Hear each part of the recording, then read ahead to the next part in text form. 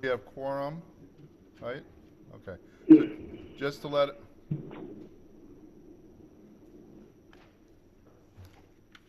Carol's on. yeah. And, yes. So just to let everyone know, we have two commissioners calling in, so they're on a phone right here, and that we've done this before, but hopefully it doesn't create too much of an issue. We do have two commissioners that would not be joining us. We also have, this is going to be broadcast on the City of Verona YouTube channel, so I'm sure that's also archived, so if you ever want to see what we did tonight. And then because of that, we just want to remind everyone there's mics here, and you just press the button to be on the audio.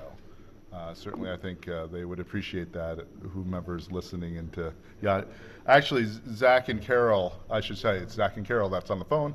Both of them are listening on YouTube, so that's how they'll pay attention to this meeting. All right, so we roll call, we have a quorum, and then review of the agenda. This might technically be the last time we see the review of the agenda on the agenda, but for all time's sake, anyone have anything that they want to change? Okay. Now we're going to move to the election of the officers. Since I'm running for chair, I would like to turn this over to someone who is. Do you want to take the whole thing, or do you? Right. So why don't we? Ken, do you want to take the chair? We'll move it over to Ken, and then see where you guys lead us. You got the press button? First item is the election of a chairperson. Do I have any nominations? Steve? Yeah, I would move Larry Palm to be the chair. I'll second that.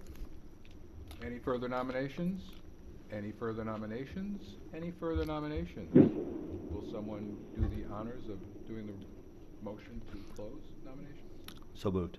No, and cast a unanimous vote? Oh. I would move that we close nominations and cast a unanimous ballot for Chair Palm. I'll second that. All those in favor? Aye. Aye.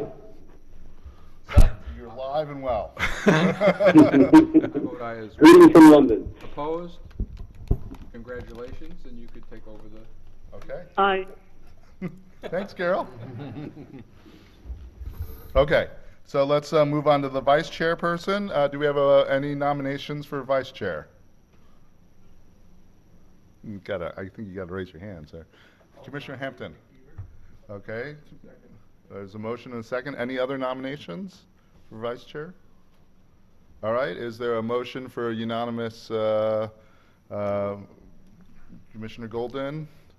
Second. I feel like I'm doing an auction here. All those in favor of the unanimous motion for Commissioner McKeever to be vice chair? Aye. Okay. Aye. Carol? How about a motion for secretary? Aye. Just like Aye. a satellite delay from Hey, Larry, if Yes. you, just so you know, if you are listening on YouTube, there's a delay. So it's probably best that we listen off the phone, because otherwise you're going to get Carol voting, and you're going to get her voting 4 seconds after. There's a delay compared to the phone. Okay. Thank you for that observation. So we're going to secretary, currently done by Commissioner Hampton. Is there a nomination, Commissioner McKeever? I would nominate Commissioner Hampton for secretary and nominate our current treasurer as well at the same time to save time, Mark Geller. Mark Geller. Is there a second for that? All right. Are there any nominations? Commissioner Golden. Are there any nominations for secretary or treasurer? Seeing none, is there a motion to approve Commissioner Hampton? I move to close the nominations and cast unanimous ballots for both offices. And second with Golden. All those in favor say aye. Aye. Aye. Aye. Thank you. We'll move on to number 4, the selection of executive committee members. The bylaws do not specify who's on it, but traditionally the 4 officers and additional members are been appointed. Does anyone have a motion for Commissioner McKeever? I would nominate Ken Golden to join the executive committee and again have the officers serve as the executive committee. So there's a motion by Commissioner McKeever for the officers and Ken Golden. Second. And Commissioner Hampton seconded. Any other nominations? Both individual or group? Okay, all those in favor of that nomination say aye.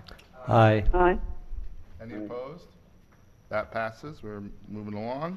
Selection of the Personnel Panel Committee, sorry. And that's, we've typically done that as the Executive Committee. Commissioner Golden. I move that the executive committee serve as the personnel committee.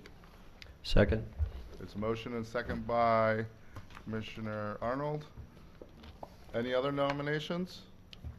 Are all those in favor of that nominations, please say aye. Aye. Any opposed? All right, that moves on. Do I have a motion to approve the minutes of the November 12th meeting? Seems so far away.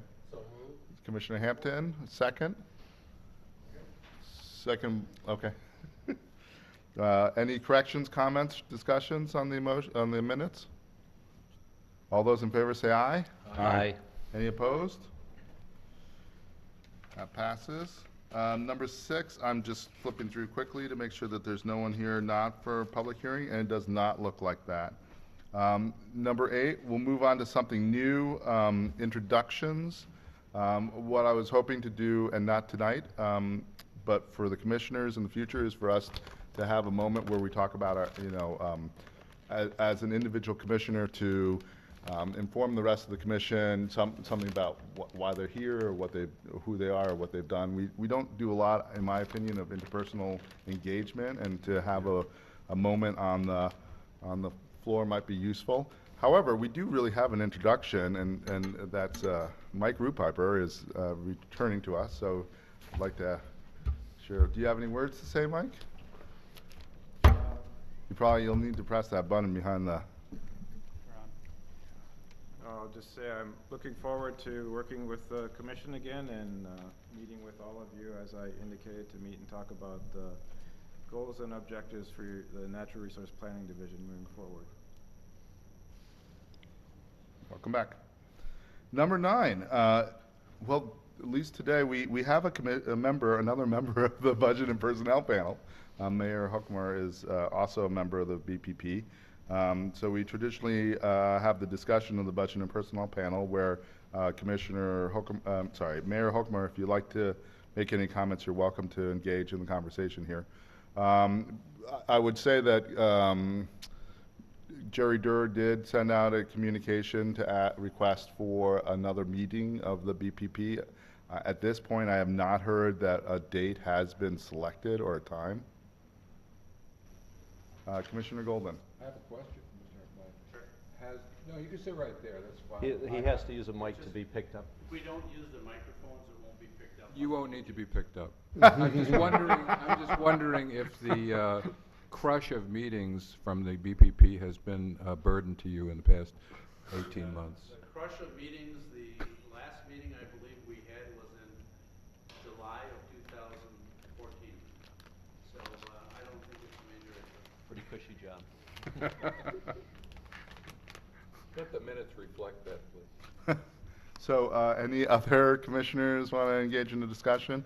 Certainly, as you're aware of, Commissioner McKeever has put forward an amendment to the proposed bylaws that discuss the BPP, which I assume we'll discuss later. But other than that, any other discussion? Larry, did you want me to make my comment? About the BPP? I'd love to. Thank you, and first of all, welcome to the city of Verona. We're very pleased to have you here this evening. We're very proud of our facilities. I did want to mention that we've got a number of our alders here, if I could real quick do that. We've Alder Evan Touche is here. Behind me is Alder Brad Steiner. Brad is the most senior member of our city council. We also have Bill Burns, our city administrator, Adam Sayre, our planner.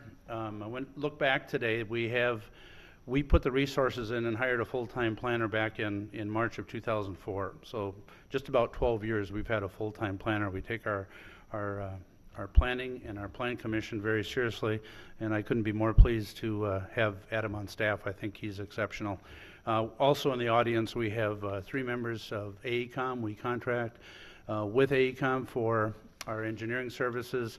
Bob Gunlock has been with us since the 1980s. Bob will be retiring shortly. And we've got Jeff and Carla are here as well, also from AECOM, and they're going to be taking over for him. So I just wanted to mention that they were here as well. So I'll just keep my comments on the Budget and Personnel panel very short. I've been a member since 2007. Became mayor here in 2006, became president of DCCA in 2007. We have had a very difficult time getting the 4 members of the Budget and Personnel panel together. The meetings have been very contentious. The meetings have, we've had discussion that goes well beyond what the authority and the responsibility of the BPP is. And we have another member, DCCVA, Steve Arnold. Mayor Arnold was at the DCCVA meeting, the most recent one that we had, where they actually took action and authorized me to go on record that we support the dissolution of the BPP. And that's a feeling that I've had for quite some time. I believe that as commissioners, you should do the background. You know what your authority is. You know what your responsibility is. I see absolutely no need for a Budget and Personnel panel. So we would support the dissolution of the BPP because what we currently have is not working. I know some people get angry when I say it's dysfunctional, but it is the most dysfunctional body that I have ever worked with in the 30+ years that I've been involved in government. So I just want to make sure that I made that comment tonight, and DCCVA has taken official action to that effect. However, if there are efforts and there are ways to improve the Budget and Personnel panel, we're open to that. But I speak for the association, and the action that they took is to support dissolution. So thank you. Any questions or discussion with? All right. Any other discussion on BPP? Then let us move on to number 10, the public hearing amending the Dane County Water Quality Plan and the Dane County Land Use and Transportation Plan by revising the Verona, USA and environmental corridor boundaries. Steve? I just wanted to make a comment about the order of the staff presentations. As the commissioners know, we've been working with Department of Natural Resources on revising how to revise our procedures to comply with the new state law recently passed that puts a limit, 90-day limit on the service area review process and other restrictions. So as part of those discussions, we've talked about the need to more clearly delineate between the water quality compliance aspect of the decision here and the land use and transportation plan consistency aspect of it. So we wanted to reflect that delineation in the staff reports. So we will start, Sean will start with an amendment overview and describe the land uses and our CARPSI's USA review criteria. Then we'll move to the natural resources and Mike will review the water quality compliance in relation to NR 121 and the proposed conditions and proposed recommendations. And I think we would like to then pause at that point if it's, to have discussion on that aspect of the amendment, question and answer and discussion. And then we would follow with the Sean's review of the land use and transportation plan goals and our advisory recommendations under that authority that we have. Where's the public comment? And so that, I guess maybe I'm jumping ahead a little bit to the staff. Okay. Sorry about that. Sure. I guess we have to do the public hearing at this point. Well, no, we do, we're going to do the presentations first, and Okay. then I think maybe we'll go into questions, questions only from the commission as to, show us where X was or something like that. And then we'll open the public hearing so that we can take some testimonies. We'll close the public hearing, and then we'll turn it back to the commission for deliberation. Does that sound fair for everyone? All right. Commissioner McKeever. I just have a quick question. We've got these screens here. Are we going to be able to see the maps and things that are in the proposal, or do I need to have a code to get into the CARPC website? Andy, could you roll that beautiful bean footage, please? Yes, you will have, you'll have access to our presentation there. Okay. You may want to refer to the tables and the maps in the analysis as we go along, though, if you want to refer back to it. I'd be happy to cycle back or forward to maps Okay. Thank you. as you'd like to. As Steve said, I'm Sean Higgins. I am one of the community planners here at the CARPC.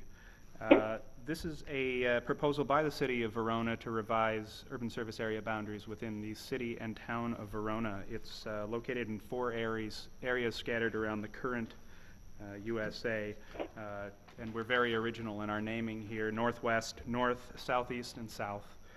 The northwest is northwest of the existing EPIC campus. The north area is located north of McKee Road, adjacent to the city of Madison to the north, as well as the central urban service area to the north. South area is located along, rather south of Highway 18. It's located along Locust Drive. It's about at the extreme outside of development at this point in the city of Verona. And the southeast area is adjacent to the existing technology park, which is to the southeast corner of where 18151 turns to the west around the south side of Verona.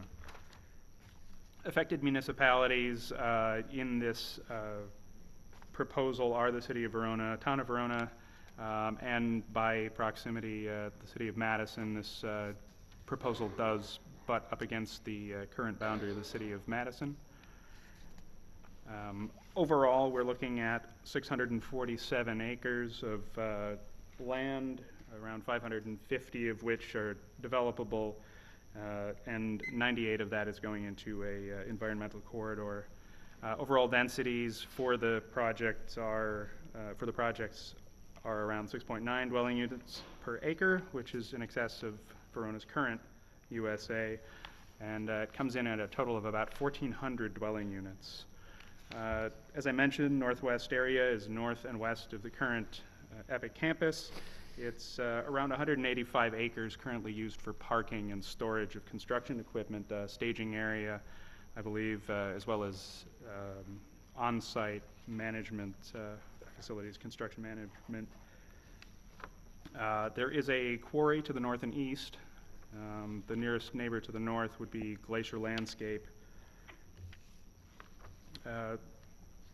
By the numbers, we're converting land of about half of which is agriculture, about a third of which is quarry land, and it's 2/3 of the proposal is commercial office, around 37 acres in environmental corridor. Not exactly the most stunning land use map, because it's all planned as a commercial office at this point, so it's just a big purple block. The North Amendment area is about 3 miles north of the center of Verona. Again, it's south of the Central Urban Service Area, north of the Verona Urban Service Area. Current land uses include 2 churches. They're located to the extreme east and west side of the site, fronting onto McKee. Some of the other land uses currently are agriculture, obviously open field, and there are a few single-family homes located on site as well, about 18 acres of woodland. The proposal is for around 155 acres of single-family residential, 22 of multifamily residential, and a mixture of commercial residential on about 40 acres. There's 155 acres of single-family proposed, 22 of multifamily, and 41 of mixed commercial residential. 30 acres of environmental corridor. This is a part of Verona's North Neighborhood Plan. This would be the beginning phase out of 3 that generally moves from the east-southeast to the northwest. You can see your land use map. The more intense uses, and by that I mean the commercial mixed use and multifamily, is located closer to the intersection of PD and M. There's also a school site that's centrally located on the property, illustrated in blue. The Southeast Amendment area is southeast of 18151. Current tenants of the tech park there include Wisconsin Brewing and the UW Swap Shop. Southeast Amendment area is around a quarter woodland to the south side. 24 acres of steep wooded slopes are going to be placed into environmental corridors. And this site is directly adjacent to Prairie Moraine County Park, as well as the Ice Age National Trail. Pause for effect. Okay, thanks. Again, not the most exciting land use plan, because everything around it is orange, as it's a planned development in this case. The South Amendment area, again, south of 18151, at the extremes of the city of Verona at this time. It's located within the town of Verona, and it's a Verona Area School District property that they've acquired for an elementary school.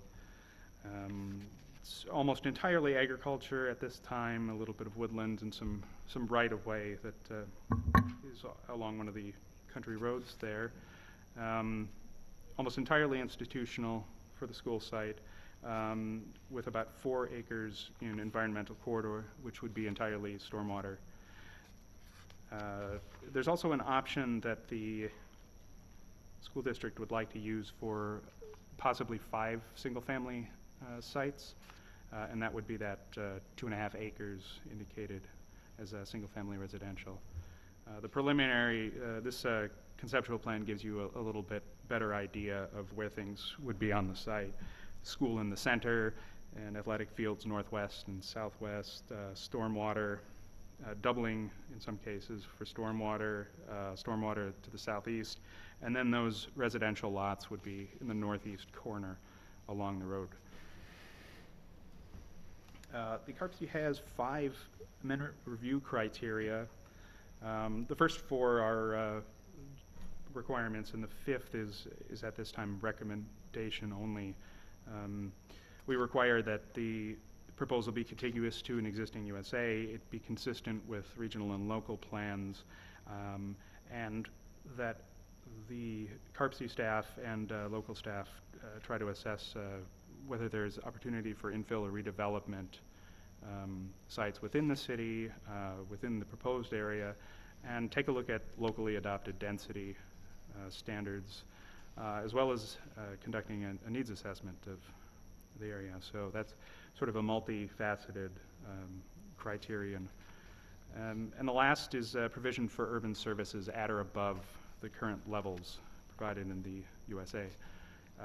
In terms of contiguity, northwest, north, southeast, south, all contiguous on one side.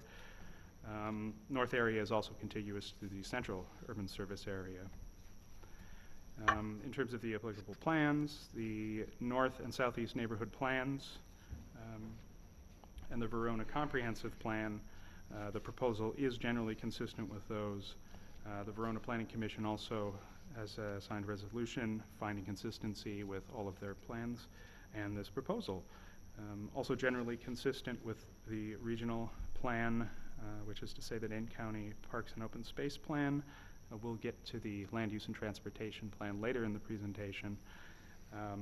And intergovernmental agreements that are at play for these proposals include a City of Verona, Town of Verona boundary agreement that is forthcoming, as well as a soon-to-expire agreement between the City of Madison and City of Verona for cooperative neighborhood planning. I will note that there's a bit of a disagreement between the language that was adopted by each entities in their neighborhood plans related to transportation. In terms of infill, redevelopment, et cetera. Areas are mostly greenfield. Northwest area, there may possibly be a reuse of that quarry as a heat sink and a geothermal system for EPIC. There's been talk of that. That's not certain at this point. And there is the potential for future conversion of the rural residential lots that are on site to a little bit more of a suburban residential character to meet the planned surrounding lots. As I mentioned earlier, densities do exceed the existing Verona urban service area.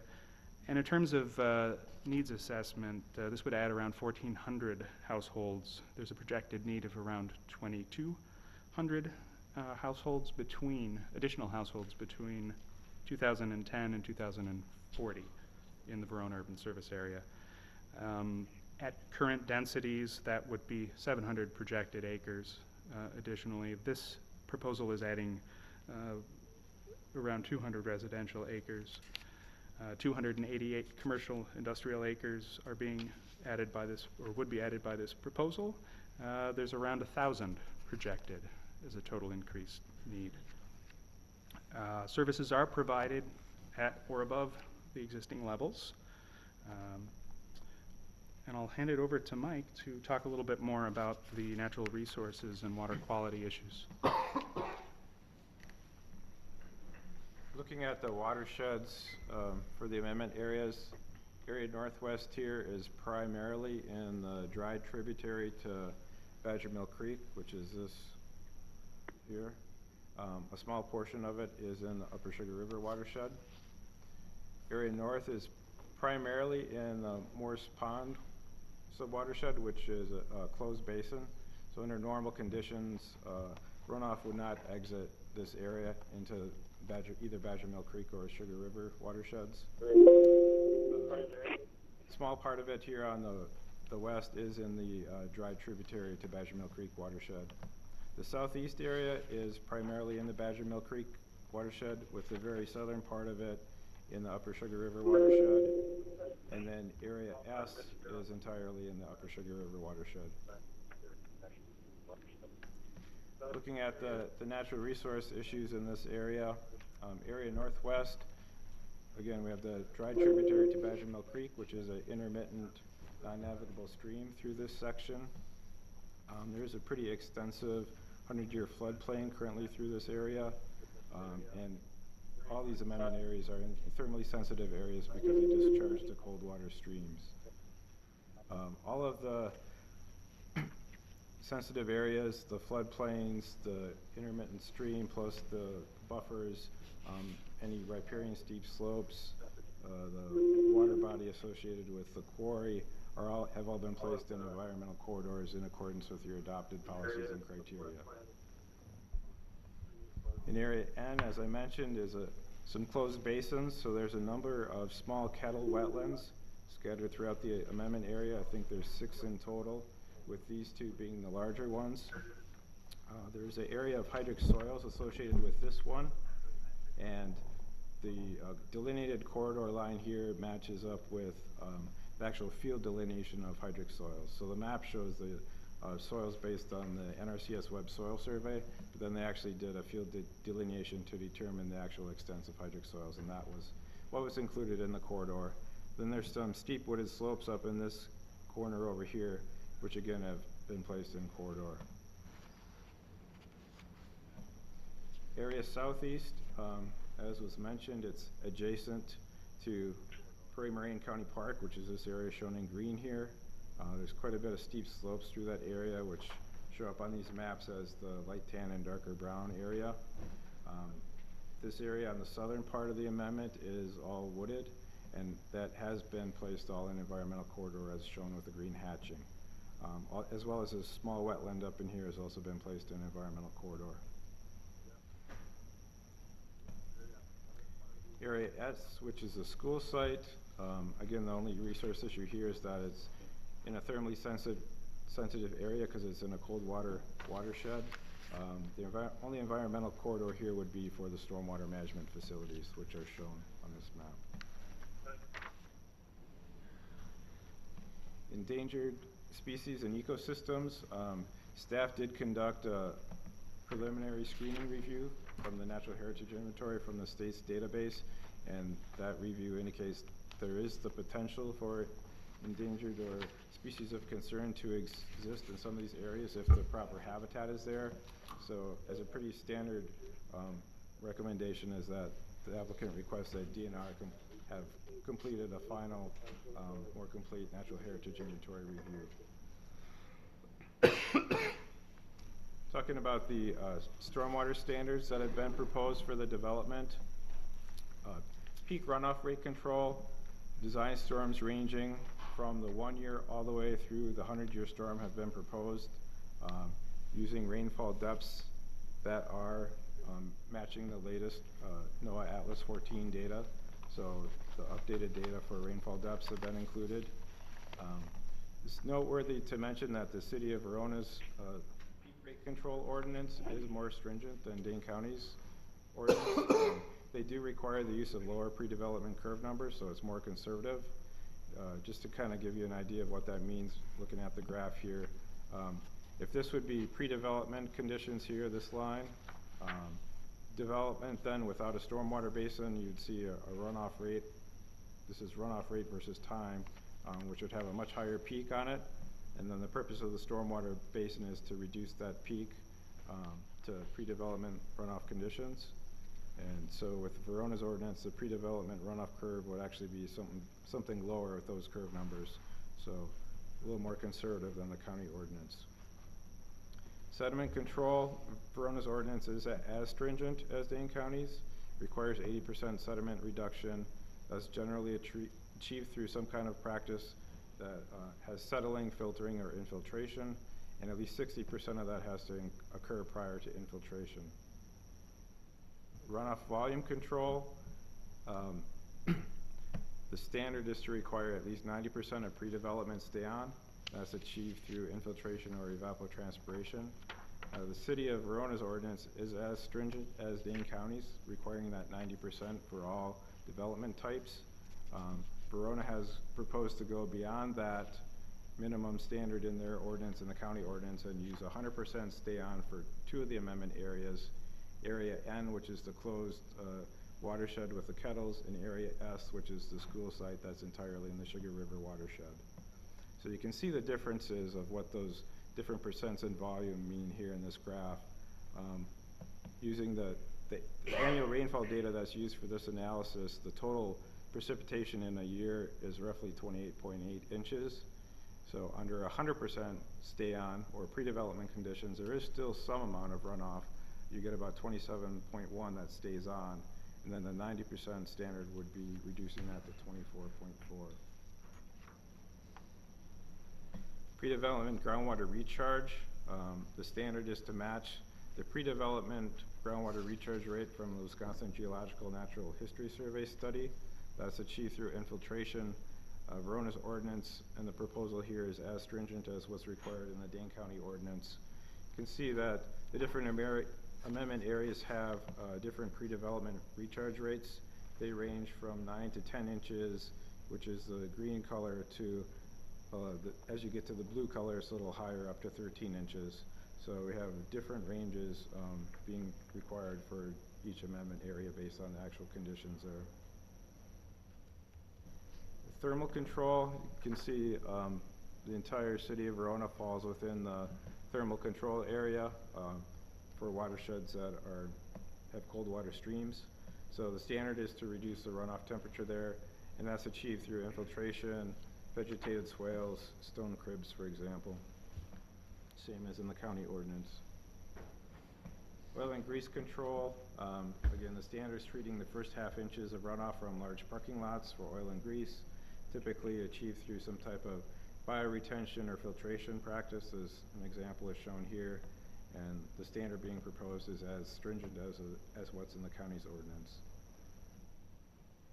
Closed basins are kind of a special case. They require pretty stringent stormwater management standards, and the city has proposed to do that in this case for the closed basin. So here we're maintaining 100% of the pre-development stay on, not only for the average annual rainfall period, but also for individual storm events up to the 100-year storm, which is about 6.6 inches in a 24-hour period. They're also providing storage for back-to-back 100-year storms so that there's no discharge from this area until we get to a storm that exceeds essentially 2 100-year storms back-to-back. And then they've looked at when they do get a storm event that exceeds that, we have to provide some kind of emergency pumping plan so there is no unanticipated flooding within this area once it's developed. And for that, they have basically a pump discharge that would then go to Badger Mill Creek. As far as water infrastructure, Verona's current firm capacity, that's with the largest pump out of order, is 5,370 gallons per minute. Their average demand is only currently 1,028 gallons per minute. And the proposed amendment area would add an estimated 387 gallons per minute. So still plenty of firm capacity left and sufficient storage to provide 2,000 gallons per minute for 2.5 hours for firefighting, which is the Commission's criteria. Stream base flow. This data is based on the model runs from the new groundwater model developed by Wisconsin Geological and Natural History Survey. They looked at most of the streams within the county. Badger Mill Creek here, pre-development conditions were 3.65 CFS. Pre-development in this case means the conditions without any water well withdrawals, so pre-wells. In 2010, it was modeled as 4.23. The reason that's higher is because of the treated effluent return from MMSD. MMSD takes some of its treated effluent to balance the amount that's withdrawn from that watershed. They return water to the Badger Mill Creek watershed. And then in 2040, it's projected to drop slightly to 3.66, but MMSD does have the capacity to significantly increase the amount of treated effluent they return by changing the pumps if they need to, where they could make this much higher if necessary. In the Sugar River above Badger Mill Creek, pre-development flow, base flow was 16.58. That's been reduced to 13.66, and additional small decreases projected based on the 2040 pumping rates that are projected. So this particular amendment area, in total, water demand is about 0.18 CFS of base flow reduction. So it contributes a small part of this projected 2010 to 2040 decrease. Then the question is, what does that stream base flow have on the resources, on the fishery resources? And Matt Diebel with DNR did a report on a study where they looked at the impacts of those reduced flows and what effect that may have on the fisheries. That was the ecological limits of hydrologic alteration study. And essentially for most areas, and in particular the amendment area here that we're looking at, there would be no effect on fisheries expected based on the difference in 2010 pumping rates and the projected 2040 pumping rates. And Mike Kukuska of the staff is here tonight, and he's really been the staff person most involved in the stream base flow, groundwater modeling, and the ELOHA report stuff. So he'll be the person to answer any questions about that. So wastewater infrastructure, there is sufficient collection system capacity, either existing or planned. There is sufficient treatment plant capacity at the Madison Metropolitan Sewage District, who would receive and treat the wastewater. And MMSD has had no issues with achieving their effluent limits for Badger Mill Creek, where the effluent would be returned to. For proposed water quality conditions, I won't read these all in detail, but it's the standard stormwater management plan submittal for our review, practices installed prior to land disturbing activities, maintaining peak rates for the full range of design storms using the latest rainfall data for area N, again, because of that being closed basin, much higher standard there for volume, maintaining 100% of pre-development stay on for the 1-year event, as well as storm events through the 100-year storm. Same for area S, which is a school site that's entirely in the Sugar River watershed, 100% pre-development stands being matched. Area northwest and southeast is the 90% volume control standard, which matches the county's ordinance. And for area N, again, because of the closed basin, there's requirements there for storage of the back-to-back 100-year storms, so there's no increase in downstream flooding due to pumping from that closed basin. And maintaining the pre-development groundwater recharge rates based on the WGNHS report. Emergency drawdown plan for that closed basin area, 80% sediment control, which is the normal standard. Stormwater practices should be publicly owned or have maintenance agreements so that the city is responsible for them or can make sure the owners maintain them. And then, again, all of these areas require thermal control because they're discharge of cold water streams. Conditions related to wetlands is to delineate all the wetlands within the northeast area and the one in the southeast area. We recommend that all delineations are done by somebody who's gone through the DNR's Assured Delineator program, and then establishing environmental corridors based on the CARP-C's adopted policies and criteria, which are 75 foot around the wetlands, the 100-year floodplain, any stream and shoreland buffers, and then the stormwater management areas.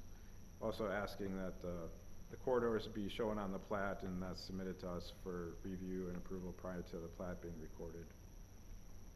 Then there's a few recommendations, things that don't quite raise to the level of conditions of approval associated with the natural resources. We've pretty standard recommendation for those areas where they have proposed to meet 90%, was to recommend to, consider trying the 100% for those two other areas. And then for area N, we have a recommendation to try and generally maintain the runoff patterns and wetland hydrology of those wetlands and develop a wetland restoration and management plan for those wetlands so that they become an amenity for the proposed development. Again, the Endangered Species Review by DNR and recommendation for archaeological survey.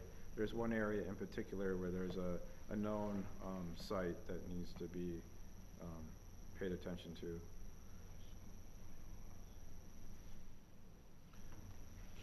So I guess at this time we wanted to, if you have questions on specific to the natural resources elements in the staff analysis. All right, any questions from commissioners? Zach or Carol, did you have any? Oh, Commissioner McKeever had one. Could you go back to the slide that you had that talked about the needs assessment? It was pretty early in the presentation. You had... So that's a question on the... Yeah, that would be... You had some data on that slide. I wanted to... Sure. There it is. Yep. Okay. Can you explain that needs assessment data to me again? My bottom line is, how many undeveloped acres does Verona have now? But more importantly, how does that fit against a flexibility margin? What percentage of a flexibility margin for their need? Do you know what that is?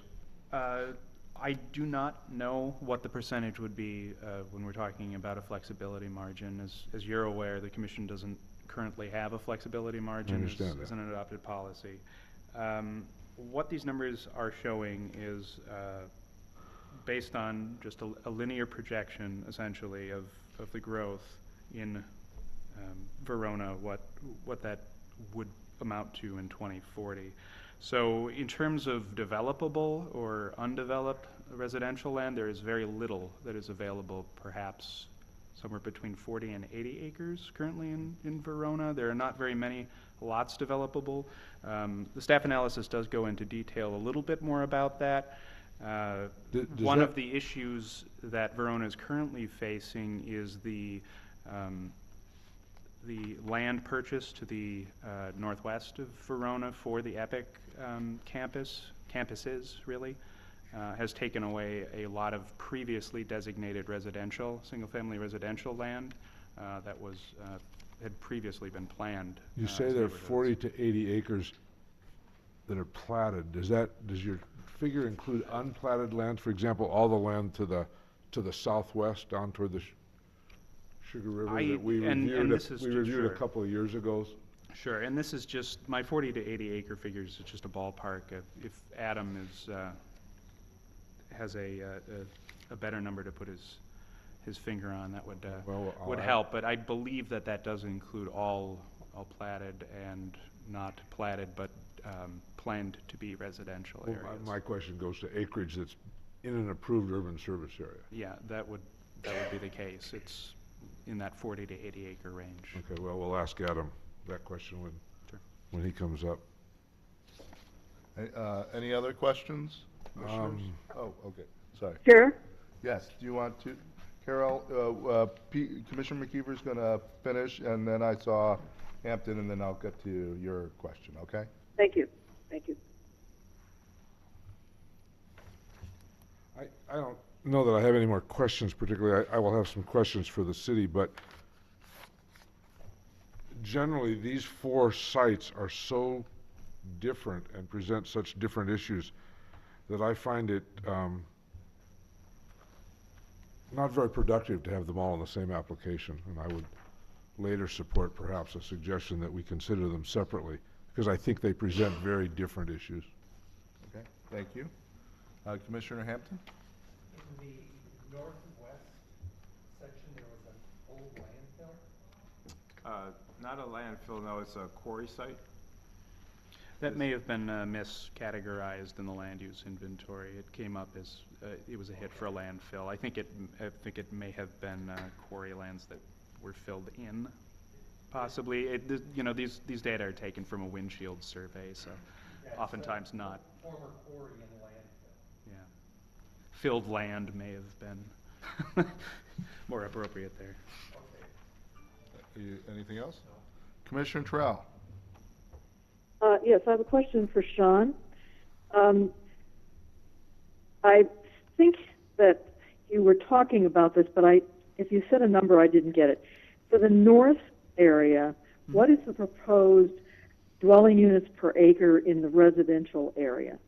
I did not mention that, actually. That's something I'll be covering when we talk about the advisory goals.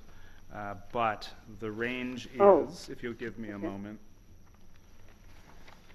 to check my notes.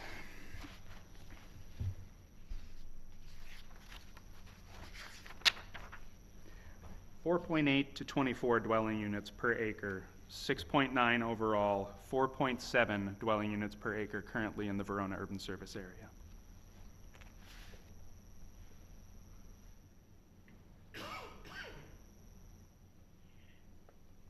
Okay, then I have a question for Mike Ruppivert.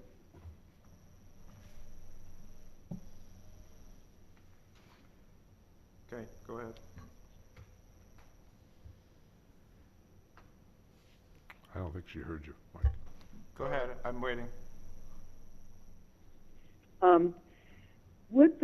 I understand that the Verona ordinance uses a lower pre-development curve.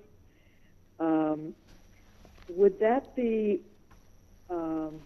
comparable to the best management practice that was developed under the Fitchburg Catalytic Study in 2013? That would provide natural stay-on plus account for climate disruption forecast. Not clear on how much.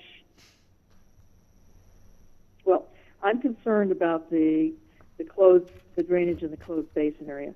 It seems that there is going to be an emergency pumping plan. So my question is, Verona's ordinance is more stringent than Dane County's, but can you give me a sense as to how much more stringent it is? For the volume control in the closed basin area, which is the area N, it's very more stringent. I mean, the county ordinance would be 90% pre-development stay on for the 1 year average annual rainfall period. Here we're looking at 100% stay on not only for the average annual rainfall event, but also for storm events through the 100-year event. So there's really no discharge from that closed basin essentially until you have back-to-back 100-year storms, because they're providing storage for all of that in the closed basin. I had a email exchange earlier this week with Professor Ken Potter, who is on the Commission's Technical Advisory Committee for Environmental Resources, or at least was. I think they're still in effect. But he had raised the same question about wondering what standards we were requiring for the closed basin, because that is a concern of his. And I shared with him the conditions in the staff analysis and asked if he had, any comments or recommendations for things we should be doing differently. And his reply was that he thought it looked good. So. Chair Palm? Yes. Can I Sean. double back to Commissioner McKeever's question? Well, let's finish up and see if Commissioner Terrell is done with her questions, and then if Commissioner Golden doesn't I'm mind. gonna wait for the final presentation. Okay. Commissioner Terrell, are you finished with your questions? Yes, I guess so. Thank you. All right, thank you. Sean? Commissioners, I could just cover this in the next section too. It would flow into that advisory goal section. Fine. Any other questions at this point? Yes, I guess so. Thank you. Then let's move along. As I mentioned previously, the whole proposal before you would add around 1,400 units at full build-out. Verona's projected to grow by about 2,200 additional housing units to 2040. Also, as I mentioned earlier, 200 residential acres are being proposed here. The densities that are being proposed are a bit higher than what they are currently. At the current densities, we would be talking about 700 acres of residential land. There is a mixture of uses that's being proposed here. There are a number of efforts to diversify development sites, both for commercial and industrial use. Again, 288 acres of commercial and industrial uses being proposed here. Around 1,000 is projected as the need for the Verona urban service area. In terms of park and open space land, the proposal is well in excess of the 15 acres per 1,000 people. That's the countywide standard. And this is where I'll get hopefully to your question of need, Commissioner McKeever. The range of densities, as I just mentioned, is 4.8 to 24, depending on where you slice it and where you look. The overall average is 6.9 dwelling units per acre, which is higher than the 4.7 dwelling units per acre in the current urban service area. Infill and redevelopment aren't specifically things that were addressed in this application.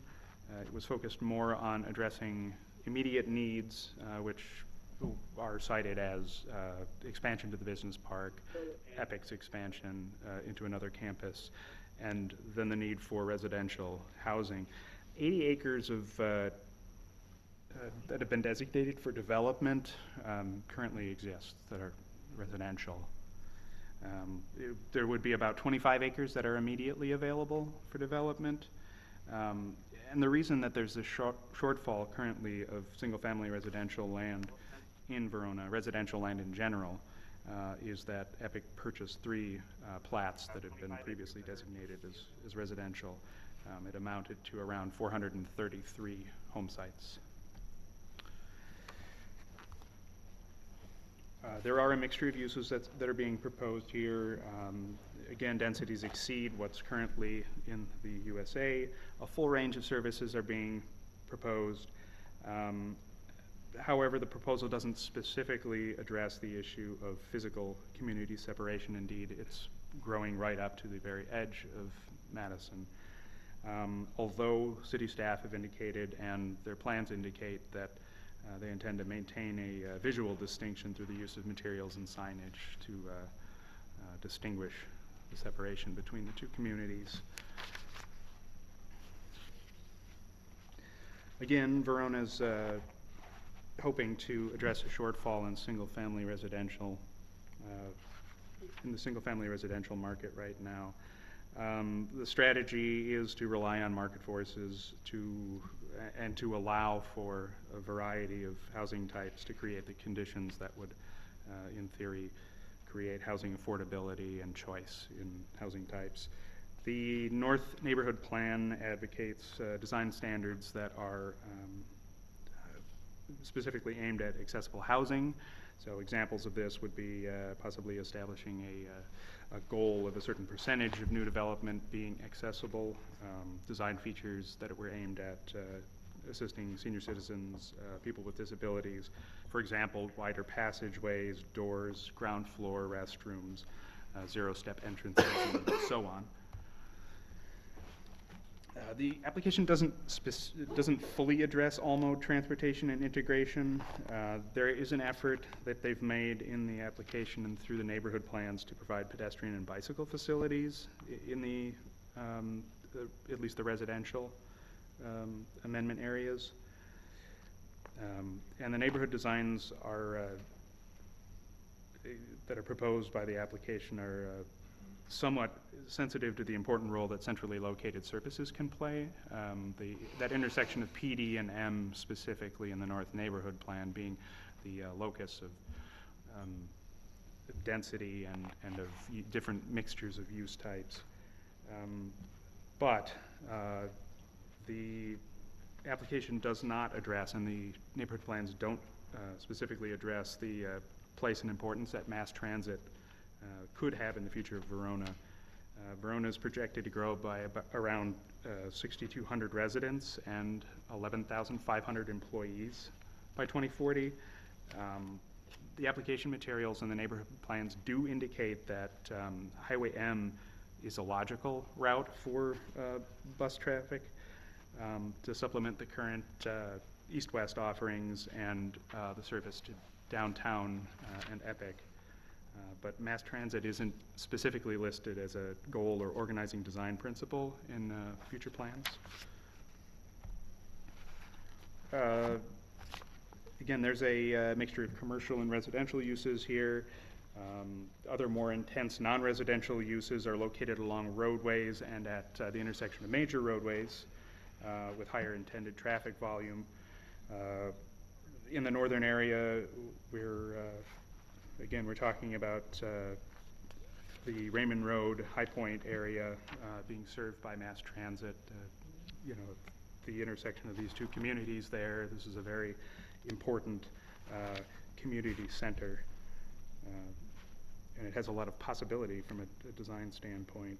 Verona's plans do state that the adjacent roadways, mostly North Main and Highway M, again, are the logical transit corridors. But again, neighborhoods aren't necessarily designed around a transportation system. The proposal has little or no measurable effect on the primacy of the central urban service area in terms of activities, diversity, vitality, though I should note that Epic's presence in Verona is a major source of employment for the area, as everybody certainly knows. In terms of economic development strategy, the Northwest Amendment area is another step in Verona's efforts to facilitate what's been meteoric growth for Epic. In that sense, they've helped to bring a considerable number of jobs to the workforce here and to the region. Continued future expansions are hoped to continue this pattern of job creation, as well as support services and other job creation to address needs of those increased Epic, number of Epic employees. Again, M and PD, there's a commercial mixed use area specified there. And yet another economic development aspect is the expansion of the Verona Technology Park. The proposal does conflict with the goal of protecting agricultural lands by limiting non-farm development. It's converting roughly 3/4 or 320 acres of the land from prime ag soils and agricultural use. The proposal does support the preservation of environmental function, as was indicated by Mike in his portion of the presentation, by including significant natural features with associated buffers, and connecting environmental corridors with green space, maintaining wetlands, protecting heritage trees, for example. The proposal does add around 20 acres of steep wooded terrain in area southeast. That's the technology park expansion. As I mentioned at the beginning of the presentation, that site is directly adjacent to the Ice Age National Trail System. There's also somewhat of an effort on the part of Verona as well as the city of Madison to create open spaces in the corridor that runs through the 5 Points area. So 5 Points is McKee and PD and M there, where the cities butt up against each other. If you remember from our very early graphic, excuse me for... Easier. Yeah, it had to be an easier way to do this, huh? Is everybody sick now from seeing this? So the golf course here and some of the other wooded lands out to the west and northwest, this is a part of a larger sort of swath of green area that runs along the Ice Age trail corridor. So any continued efforts by either city, both cities, to improve and increase the number of acres here of open space would lend to the connectedness of that. Could I ask you a question about Yes, that sir. picture before you take it off? But I was too late. Nope. What was your question about the picture? I can maybe... On the right-hand side of that aerial photograph, there is a dark corridor. And I just want to confirm, is that the area north of Badger Park and the bicycle lane runs up through there? Is that? I believe it is. Let me see if I can grab a map. You had it on that. I was looking for the bicycle lanes and such in the photograph, and I didn't see them, which is why I'm asking. Sure. I just want to make sure I've got the right geography here. I believe it is, but without, suppose I can cycle back to that image. Excuse me again, folks.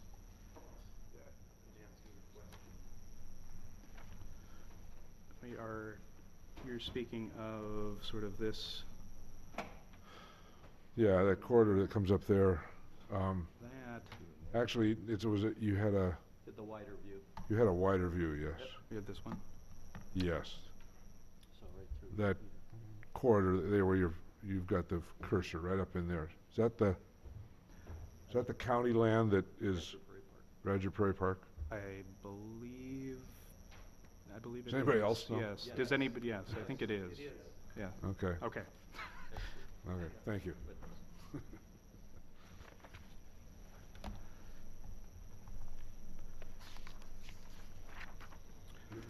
This was, again, something that Mike touched on in his presentation. Suffice to say, yes, they are doing these things through their application. Sustainability isn't something that was explicitly addressed in the application, but there are some of the concepts present, some of the values present in sustainability in this application. By that I mean preserving open lands for future generations. I suppose would all be part and parcel of the environmental corridors designation process. So the advisory recommendations related to the land use and transportation plan are one, in the spirit of the 1997 agreement, intergovernmental agreement between the city of Madison and Verona, to continue the dialogue about cooperative planning. That agreement is expiring this summer, and there was a bit of a disagreement in language recently that were adopted into some long-range plans, but recommending continuing and moving beyond that to do future cooperative planning work. The MPO is recommending that the city of Verona work with Dane County and Madison to plan and budget for the reconstruction of PD from M to 9 Mile Road into a 4-lane divided urban facility. They're also recommending ped and bike facilities to be developed as the North Neighborhood develops. 3, they're also recommending that a traffic study be conducted for that intersection of PD and M, specifically looking at the issue of which intersections would be signalized and whether turn movements would be restricted at any of those intersections. Also, if the MPO is recommending that if employment significantly exceeds around 11,000 employees at EPIC, that a future traffic impact analysis be carried out for the area. Also recommending that the city plan for transit service, both in terms of its presence there, but also for the infrastructure required, so turning radii and so forth. School site access was also raised as an issue by the MPO. The North Neighborhood Plan is identifying that the school site, that there would be east-west access along a planned roadway to the south of the school site, and the MPO is advocating that should give consideration to possibly another path on a dedicated easement or tract that would connect the school site to the north-south roadway that's planned east of the school. And finally, the MPO is suggesting that the city take a look at the 36-foot face-to-face pavement width that's planned along Locust Drive,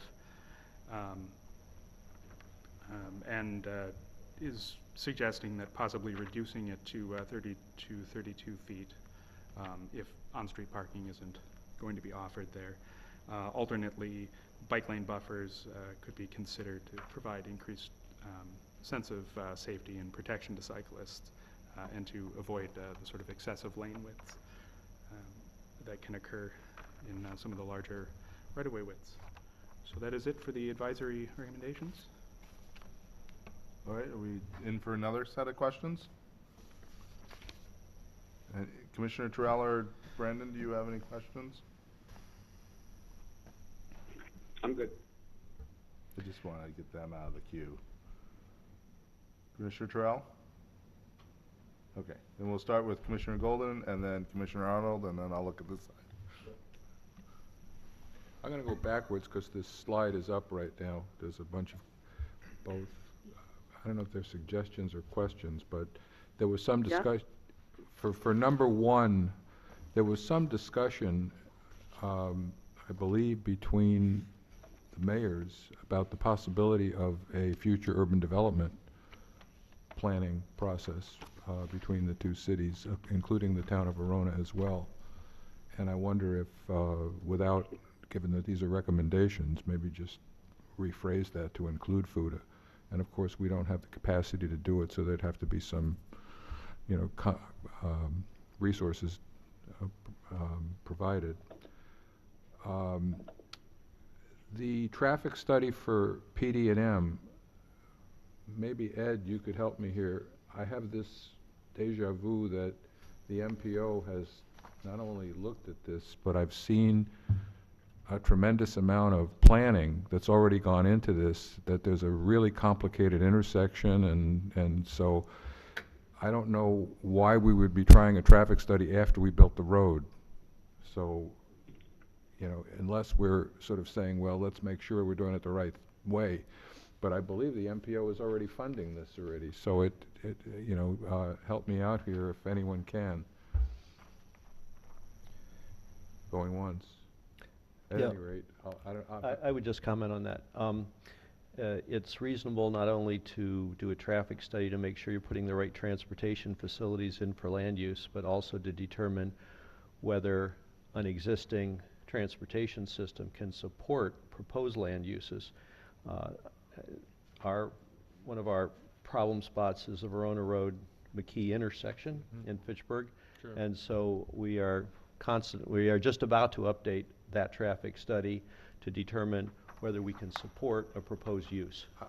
You're singing my song. My only concern here is that there is millions of dollars going into this, and I would have thought that the MPO wouldn't have done that without that kind of traffic study. And again, I'm asking these as almost rhetorical questions, because there's no one here who obviously can really answer them definitively. I can clarify a little bit. If you look at what's in the actual staff report, which is a little more expansive than the list. Well, on the slide. I unfortunately didn't get it or lost Well, I it, can- so it I'm says playing without a require script that a here. traffic study be conducted as a condition of development of approval to assess the impact of the planned north neighborhood intersections on operations of PD and M. So I think it's to assess the impacts of that proposed north neighborhood on those intersections. Yes. So that would be a changed condition perhaps from the study they've already done.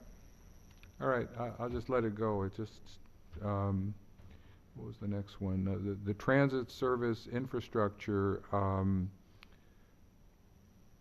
I think, just to clarify what that means, to me, it means laying out potential bus routes so that when you're building the roads, they're thick enough, but you on your plan maps, it's not it's not like you have to do it, but some of the City of Madison neighborhood plans, for example, always contemplate how buses will circulate through a neighborhood. So I just want to again clarify that one. And I did have a question about the school site, and again, this is in the recommendation area, but is there bicycle and pedestrian access, sidewalks and bike paths that would connect? Yeah, I see it's sort of on the south of everything that would connect the city to the site. Yes. And I believe there so, are? yes. Good, thank you. Now, other questions. I'm sorry if these are a little scattered. Not as prepared as I usually am. Do you have a notion of the ratio of single-family to multifamily in both the proposal and in the overall urban service area itself? My recollection is that the ratio in the city of Verona right now is around a fifth of units. Adam, is that sounding right? Multifamily, or is it lower than that? Yeah. 60-40. Okay. Larry, could they repeat that? I didn't hear the answer to what the density was. It just faded out when the staff was giving the response. Can you repeat? It's about 60-40. Oh, Zach. Thanks, Zach. Great, terrific. Are in any, I was kind of looking for some detail that might be in the comp plan or might not, I don't know, but is there any mixed-use components within residential neighborhoods, commercial nodes and things like that? Or are the neighborhoods pretty much just residential and then you have to go somewhere else for commercial? There is a mixture of residential and commercial use proposed in the north neighborhood. Yes, so specifically that PDM node. Okay.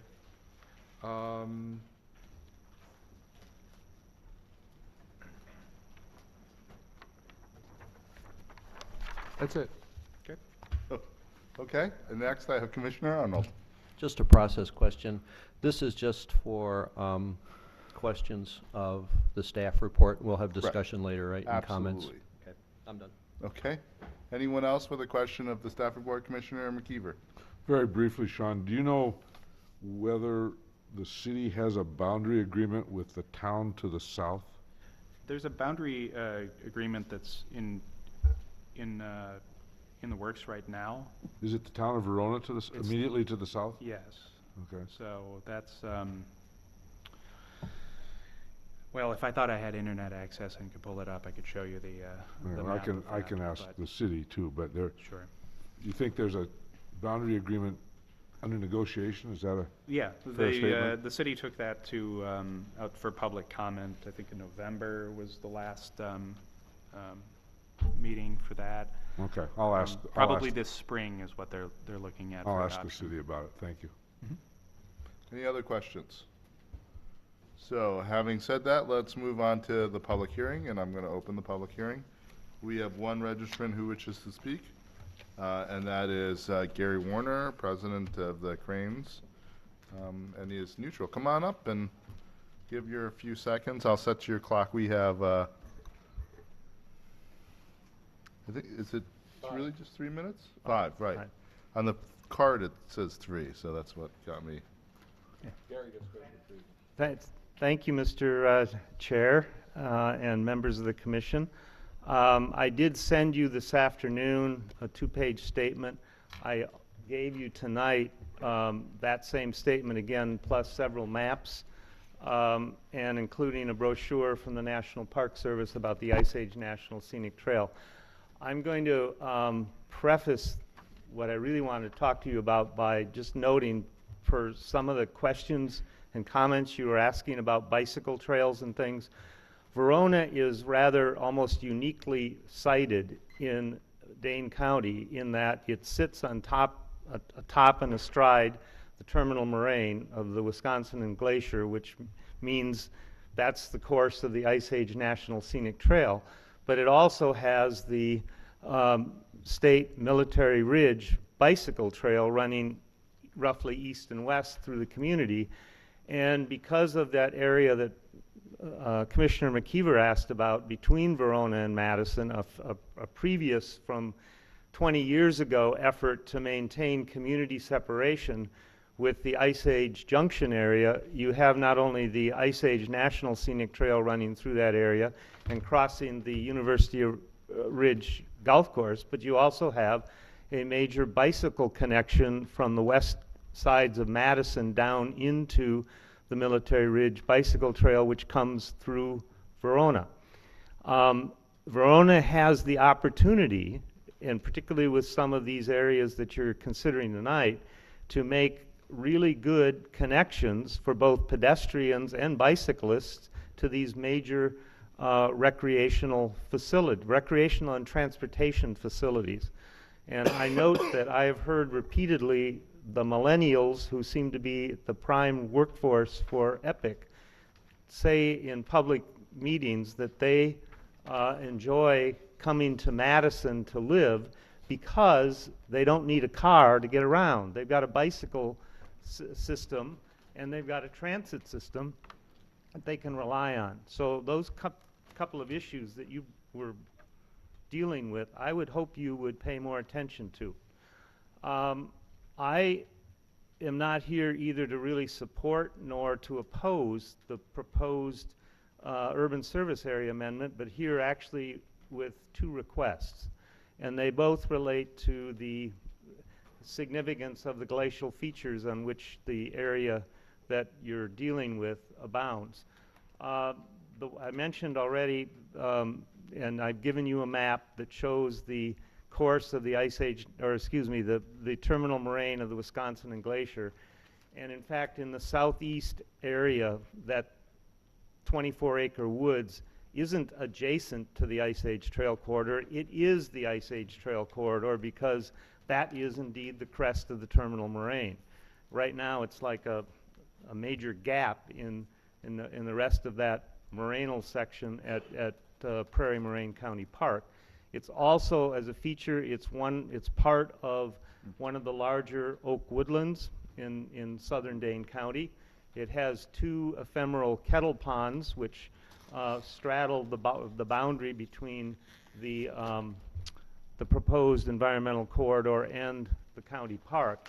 What I'm requesting is strongly supporting the designation of that area as an environmental corridor. I would like to see a narrow buffer to the north of it also included for management purposes. As you probably know, to maintain a healthy oak woodland, it needs to be burned fairly routinely. And it would be good to have a buffer between any development to the north and that area that would be for fire management purposes. I'm asking you to go one step beyond the designation of that as an environmental corridor, and recognizing the Ice Age National Scenic Trail Corridor, do what you can to either indicate, stipulate, recommend, I don't know what the right word is, that 24-acre environmental corridor be added to Prairie Moraine County Park, so that the management of the area is consistent with the management of the park and the Ice Age National Scenic Trail. The other request I have relates to the north area, which you've already talked a good deal about the closed basin nature of that area. Again, part of the glacial landscape features, and simply reminding the problem that Middleton has had and Madison has had with the development and so close to Tiedemann Pond and Stricker's Pond, with runoff and flooding, that I would encourage you to be as conservative as possible, according to the goal of sustainability that was mentioned, and be sure to have as large a buffer around those enclosed basins within that larger enclosed basin, to not just maybe deal with the 100-year flood situation, but what about the 500-year flood, which we seem to have more frequently occurring than 500 years. The last thing I'd like to say is, this isn't directly in the area, but you've also noted on some of the maps that area to the northwest of the University Ridge Golf Course, west of Woods Road, north of County Highway PD, is also part of the Ice Age National Scenic Trail, and because of the quality of the terminal moraine and the other glacial landforms there. And I'm hoping that future proposals by each of the two communities will respect that feature and help, frankly, help fill a couple of major gaps in the Ice Age Trail, one being east and south of Prairie Moraine County Park, and the one being west of the University Ridge Golf Course. Right. So, Hold on there. Does anyone have any questions for Mr. Werner? Commissioner McKeever. I do. Thank you, Gary.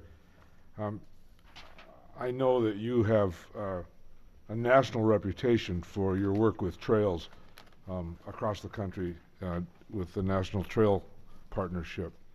Let me ask you to be a little bit more specific in a couple of ways. You talk about a narrow buffer for the southeast area. What does narrow mean? okay, For management purposes. Yeah. How narrow is narrow, or how wide is narrow? I would say 20 to 30 feet would be adequate. Okay. And in the north area, you talked about a larger buffer around the kettle ponds. What does larger buffer mean? Well, Are you talking, yeah, is that a function of the geology and the terrain? Was it 300 feet, 500 feet, 50 feet? Any idea?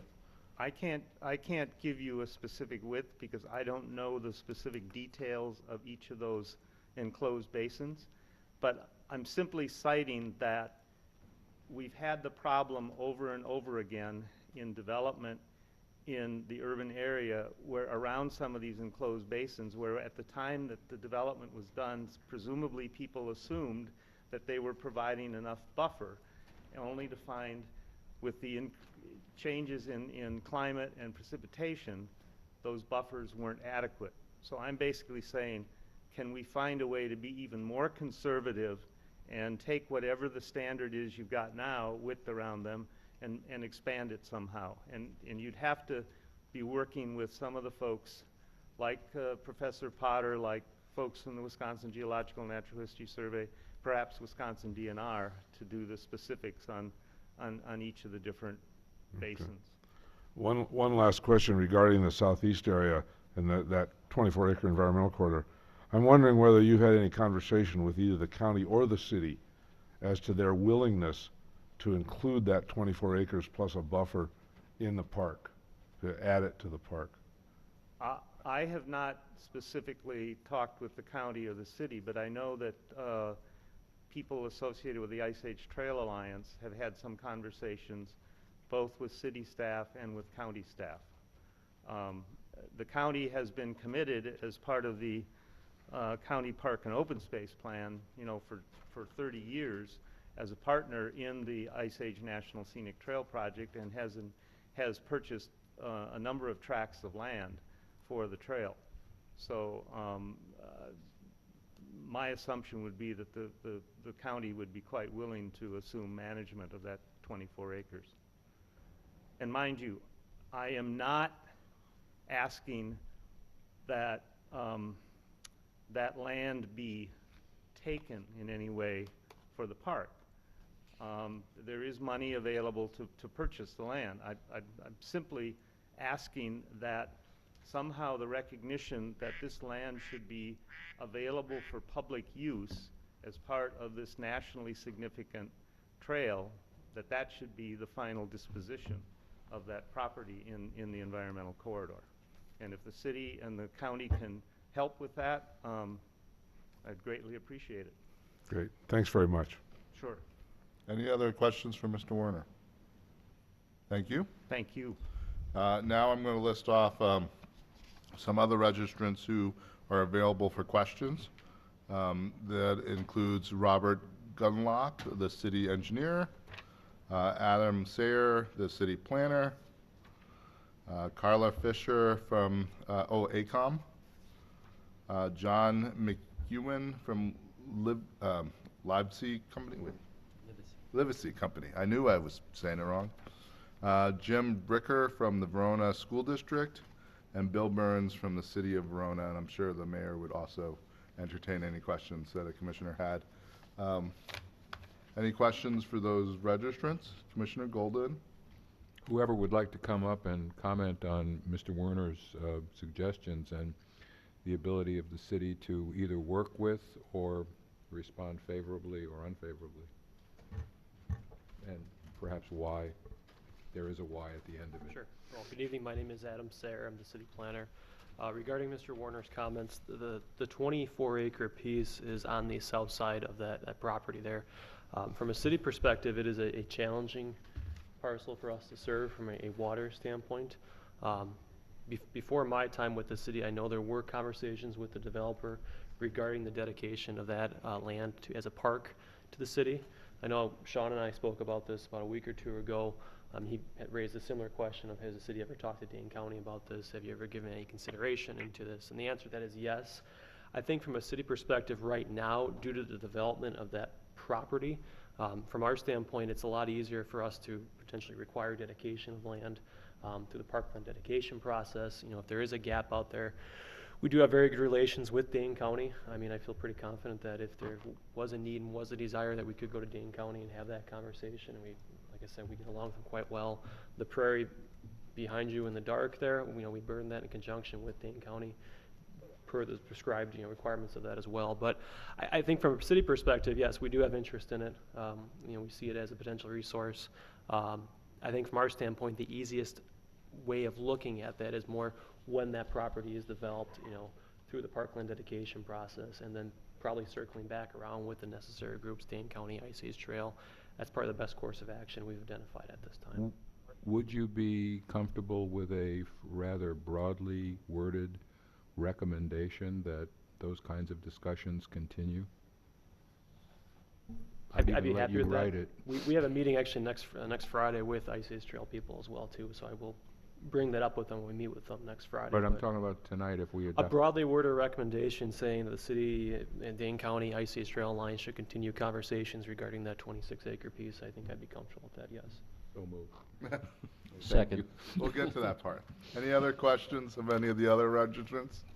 Commissioner McKeever. I have one question for Adam, and then another question in a moment.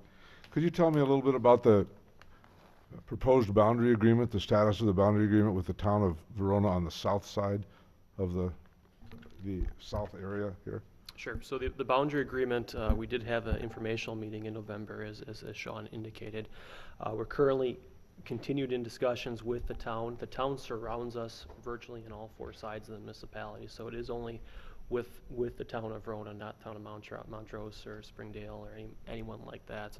The agreement itself, currently in the current draft form, is broken into, I believe, 4 different areas. So we have an area A, which we've identified as our primary growth area. So the request tonight for the urban service area is those lands that have been identified, or excuse me, not all those lands, but some of those lands that have been identified in that primary growth area of area A. We have an area B also with the town of Verona that we're looking at. That is an area that has both mutual city and town interest to it, with the potential for long-term city growth into it. The timing's unknown at this time, but we do have an interest from a city standpoint of ensuring land divisions are done in accordance with future city standards. And then we have an Area C as well, which is land that will be ultimately forever in the town of Verona. And in general, that land is west of the Sugar River. We have some north of the city as well, and also I think scattered to the south and east a little bit too. We do have an Area D on that map as well, which are the existing town neighborhoods that the town has identified as neighborhoods they'd like to keep in the township for the foreseeable future. Persons within those neighborhoods could potentially annex the city if 80%, I think it's 75 or 80% of those owners would sign on to the annexation petition.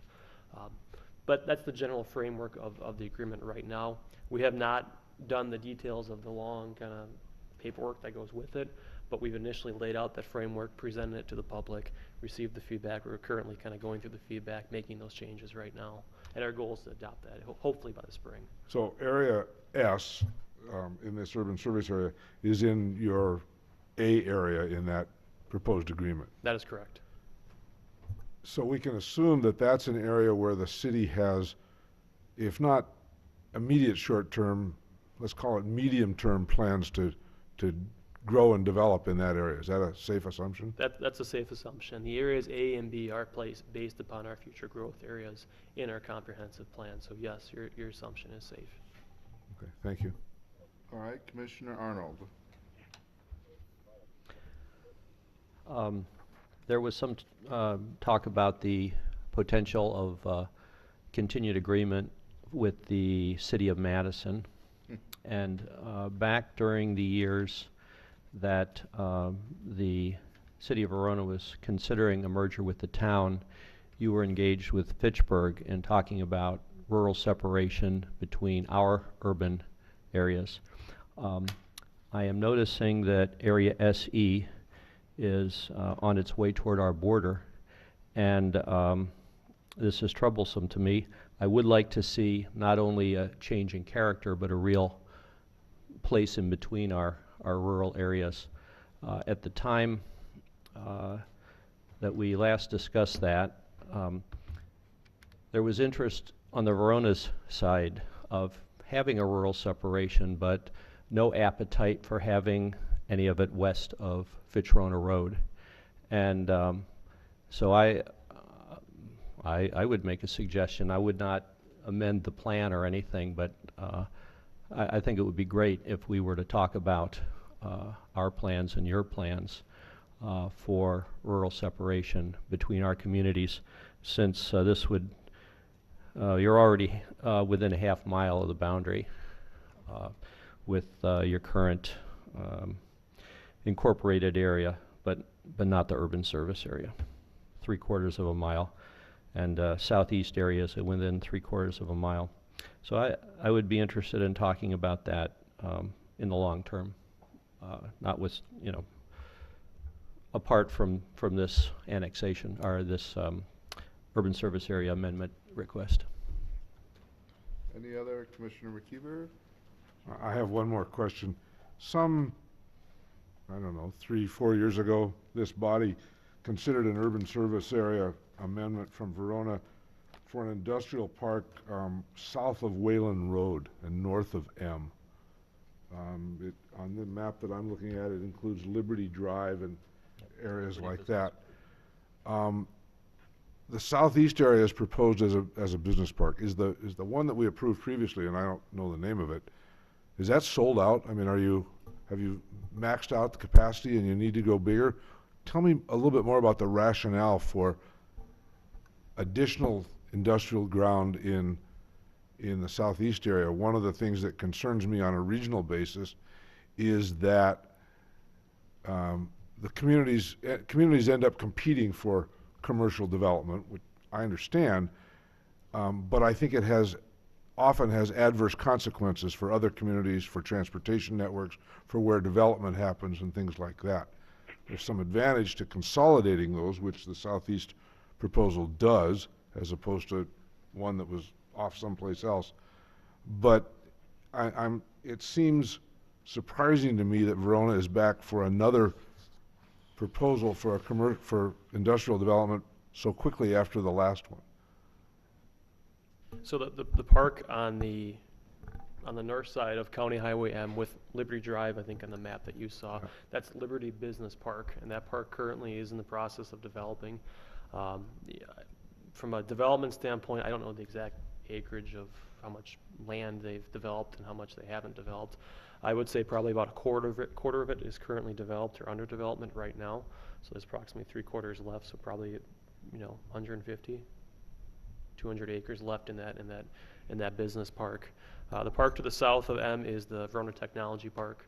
That park was planned with a mix of some commercial uses and also industrial uses.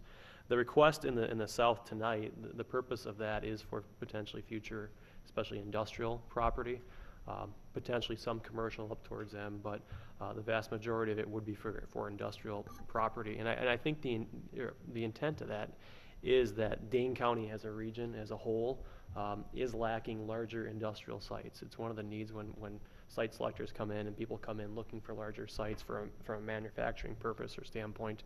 They're looking for those larger sites that have good highway access and are relatively close to the Madison metropolitan area. So we foresee it as a potential industrial site that could be for potentially larger businesses looking for 20, 30, 40 acres of land, those larger type users that are out there. So I guess the reason, we do have that land to the north in Liberty Park that has that 150 some odd acres left. A lot of that currently has been developed as commercial land. There's a hotel currently under construction in that park. There's 2 mixed-use office retail buildings that are under construction right now. There's 2 flex industrial type buildings that are there, but that developer is mostly focused on, for the time being, the smaller type projects, and it's not 30, 20, 30,000 square foot buildings.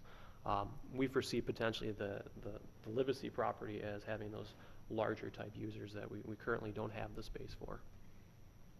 But I understand your concern overall as a region of the competingness. When we do as a city, when we are contacted by businesses that are interested in pursuing in Verona, and they're located either in an adjacent municipality or surrounding area, we do contact those municipalities and just let them know that business is in conversations with the city. So I guess I would hope as a region at some point in the future the communities could get together and come up with a broad strategy for where we're going to locate industrial parks, and that would interact with natural resources. It would influence transportation planning, all kinds of things, and I don't see that happening in a coordinated way across the region.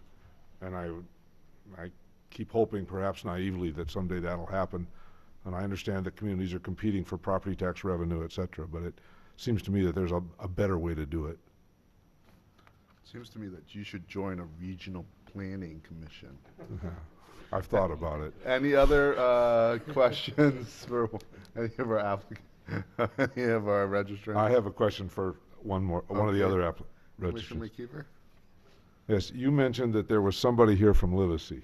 Yes. I'd like to speak to that person. John. Thank you. John McEwen. Welcome. I suspect you can guess what my question is going to be. How do you feel as the owner about that 24-acre parcel and working to convey it in one way or another to the county or to have it dedicated as open space, given its not only regional but national significance? Yes, maybe I'm John McEwen with the Livability Company. And Is your light on? okay, John McEwen with the Livability Company.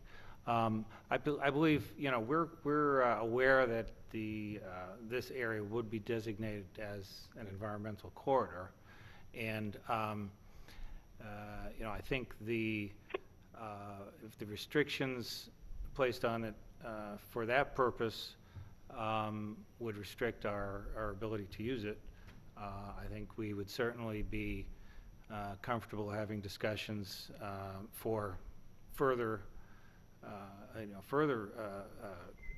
regarding the parkland. But again, obviously, we'd need to know all the details, including what would be required for the plat dedication, parkland requirement, and how that would affect such a requirement in the rest of the property. But we would certainly be open to discussions along those lines. No, thank you. I was hoping that you would say that. I suspect that you can anticipate some contact in the future. Okay, I think thank it's you. not unlikely. Any other commission questions for any of the registrants? Having seen that, I close the public hearing. That means we're going to turn back this to the commission for discussion. So let's, we have a resolution on the agenda for approving the CARP-C Resolution 2016-01. As everyone knows, this is a supermajority item that requires 8 votes. It's even popping up right in front of my screen here, and I can't read that. I was just going to change all the rules tonight. So That's a later agenda item. yes. So should we start with discussion or making a motion to approve to adopt the resolution? Larry, I'd move approval with staff recommendations. All right, we have a motion to approve. Is there a second? Second. All right, I'll take Touche for the honor. Brandon moved the 2016-01, and Evan has seconded it. Thank you. All right, now we have something on the table. Commissioner Golden is trying to do negotiating and talking. I have a few things that I want to talk about, but so I get this one finished, I've obviously been working with staff from the city of Verona, and I would like to amend one of the appropriate recommendation. I'll let staff locate it, to read the following. The city of Verona, Dane County, and the Ice Age Trail Alliance shall continue discussions regarding the potential dedication of the 26-acre environmental corridor on the Livability property. Is there a second? An amendment to the... We should include the developer in Second. Okay. And the developer, sure, yeah. Yeah, and with the confidence that that was in the recommendation section, Yes. I would second. Commissioner Trell actually was Oh. very generous to second it off the phone, so I'll And give her the courtesy to. I yield. obviously, this is a little bit of apple pie and motherhood, and we can't require anything here, but I think all parties seem to be very interested in continuing the discussion, and all we're doing is really memorializing that. And can I make an editorial? Adam, was that your iPad? Can you email Linda or Steve that language so that we have it as stated? So we have a motion and a second. Commissioner Arnold, do you want to have a further? Yeah, I am not going to propose any changes, but I would like to make a couple of comments. Can we move on the Oh, amendment? I'm sorry. Yeah. Yes, I support the amendment, and I was going to make it too. So. Okay. Any other on the amendment? Sorry. Okay, just waiting for YouTube to catch up. All those in favor of the amendment as proposed by Commissioner Golden, say aye. Aye. Aye. That was pretty quick. Any opposed? That motion passes.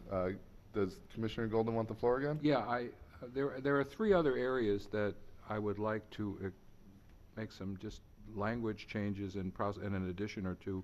Nothing I think that would be horrendously burdensome or difficult. I could either do it exactly or let me do it exactly. On item number 6, on the recommendation section, I would like to cross out the words planning staff on line 2, and I'd like to add on the same line after the word agreements, the words including possible FUTA plans. Is there a second to that motion? I'll second it. And if I want to do this one at a time? So Yeah, let's just do this one at a time. So you're, the reason here is, I think, fairly obvious. First of all, I would like the policymakers to talk, and staff, and by crossing that out, they both can still do it. And I think even though we're severely limited on our capacity to do future urban development planning, I think there's the success that we've had in the northern part of the county suggests that it would be a good idea for that to be initiated in a situation like this, to the extent that the parties choose to do it that way. And if they choose not to, then they won't, because this is just a recommendation, but it's kind of a reminder. Any other discussions on the amendment? I see none. All those in favor say aye. Aye. Aye. Aye. Those opposed? Motion carries. You have the floor, The next Commissioner Goldman. change would be to, again, a recommendation number 9, and I hope this wording works. The city should also recommend that EPIC consider the development of a transportation demand management program. Is there a second? Second. The city should also recommend that EPIC consider the development of a transportation demand management program. Second. Commissioner Terrell did a wonderful job again, and Not getting in quick enough. you're not quick enough. The rationale here is based, I confess to being on way too many committees, and EPIC came to one of the committees that I'm on, a transportation committee, and presented what they're doing with transit promotion and parking, et cetera, et cetera. And while it was impressive from the standpoint of comparisons to other major employers, I personally, having had a lot of experience with transportation demand management, thought that not only could it be better, but they would want it to be better if it could. The MPO has resources that could assist in helping them, and what that really means is just simply trying to do trip reduction in any means possible, whether it be carpooling, whether it be transit, whether it be biking, having some incentives, having a guaranteed ride home program. There's a number of methods, and again, this is a recommendation, so it's just simply putting that out there so that the city can essentially make a contact with EPIC and say this happened. And having been involved in the first approval of the original EPIC campus, maybe I have a little bit of, I don't know, we'll leave it at that. You were Okay. there too, Chris, weren't you? I had Commissioner Brandon who wanted to speak. Yeah, I appreciate what Commissioner Golden, the point he's making, and certainly there's nothing in there that's troublesome or worrisome, other than the fact that I don't like the statement it sends as if EPIC's not thinking about this, that it's without knowing their internal. I mean, I've had conversations with them. Sounds like Commissioner Golden. I know certainly the mayor and his staff have had conversations with them. I don't like the connotation that they aren't thinking about these things and they aren't striving to reduce. I mean, this goes back to the last time a service amendment was in front of us and EPIC was involved, and they were doing everything right, and then we said, well, then you should do more. I just want to make sure that we're treating everyone the same and fairly, and if the conversation is, let's have a conversation with EPIC around transportation, one, I guarantee you the city of Verona already is, and as is the city of Madison. But I just don't know that these are the kind of things that need to creep into it, because it sends a message as if the business isn't considering that, and we certainly all know that they are, and doing a lot of great work out there and helping grow this region in a way that makes it a destination for the future generation of talent. Okay, thanks, Commissioner. I had Commissioner Arnold and then Commissioner Golden. Would Commissioner Brandon prefer a change in the language to something like, we recommend that the city of Verona offer support to EPIC Systems to improve its transportation demand management?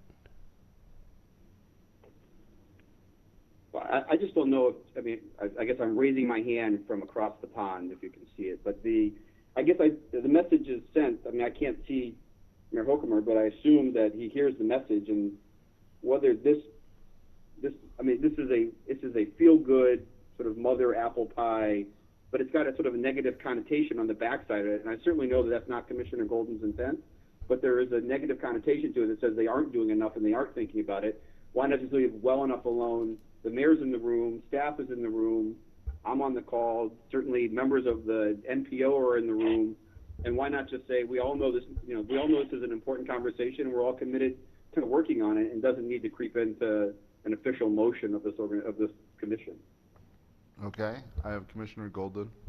Well, I had no intent that this be interpreted in any way as a criticism of EPIC. I just want to say that completely, definitively. And I think that just from the standpoint of consistency, first of all, there is no other employer with 11,000 employees or that will have 11,000 that has 9,000 now. So, that makes it a little difficult. But I would be offering this change and would encourage staff to start considering putting this change in, and I will certainly tell the MPO staff the same, that despite the fact that transportation demand management has existed for 50 years, that frankly most aren't doing anything about it. EPIC is, and I'm just simply saying that that they should look into it even further. That's all. I'm not in no way criticizing them for what they're doing. I see Commissioner Arnold. Yeah, I would support the amendment, and there are many things that we put in these recommendations that are like the dedication of the 24 acres to the Ice Age Trail, that are patently good ideas and obvious and so on, and we still put them in. So I do not think that this would be received negatively, and I would vote for it. Any other commissioners? On the amendment, all those in favor? Aye. Aye. Those opposed? No. No, okay. The chair rules that ayes have it. Did any no want to be designated in the minutes? I'd like to be noted as voting no. Okay. Commissioner Golden, I believe you had a third One more. amendment. On item 10 at the very end, add the following language. It is also recommended that Verona work with Madison Metro staff to study the merits of expanded bus service to other areas of the city. Is there a second? Second. Second. Gotcha. I'll take Arnold for that one. Discussion? All those in favor say aye. Aye. Aye. Any opposed? That motion also carries. Back to, so we've amended the main motion. Any other amendments or discussion? Commissioner McKeever. I have two motions I'd like to make. First, on recommendation number 3, refrain from ground disturbing activities within the DA 9-mound site without obtaining the permission of the Wisconsin Historical Society. I would like to add at the end, and the Native community. I understand that the Historical Society has a lot of authority in that regard, but I think out of respect to those who were here before we were, that ground We should disturbing get a activities. second before we, I'm sorry. is there a second for that? I'll second. Okay, so I'm going to take Minahan for that. Mr. McKeever? I understand that the Wisconsin Historical Society has a good deal of both legal and moral authority regarding effigy mounds and things like that. But I think, as I said, out of respect for those who came before us and were here first, we ought to encourage the community and the developer and the landowners to consult with the Native community before any ground disturbing activities happen as well. Commissioner Golden. I'm sympathetic to the amendment, but I'm curious, who do they call? I assume it's the Ho-Chunk, but I don't know that for a fact. But that's where I assume somebody would start. There's a similar dispute ongoing now in McFarland that has reached the legislature, where there's a proposal to, in effect, end run the current regulations. Whether that legislation would affect this or not, I don't know, but I'd like to encourage consultation with the Native community. It may be a sacred, probably is a sacred, important site to them. I'm going to assume Commissioner Minahan wants to speak. Yeah, actually Larry Johns does that kind of work. He happens to be Oneida, but he's the one that does that kind of work. He does it for us, and I can, if anybody's interested in it, I can get you his contact information. Any other commissioners on this amendment? Chairman Plum, I certainly believe and value the intent of the motion, of the recommendation, and I don't think I'll vote against it. But just to say, we should have a discussion though before we change what has been certainly 9 years of I think it's been a perfunctory. It's always been just a systematic recommendation.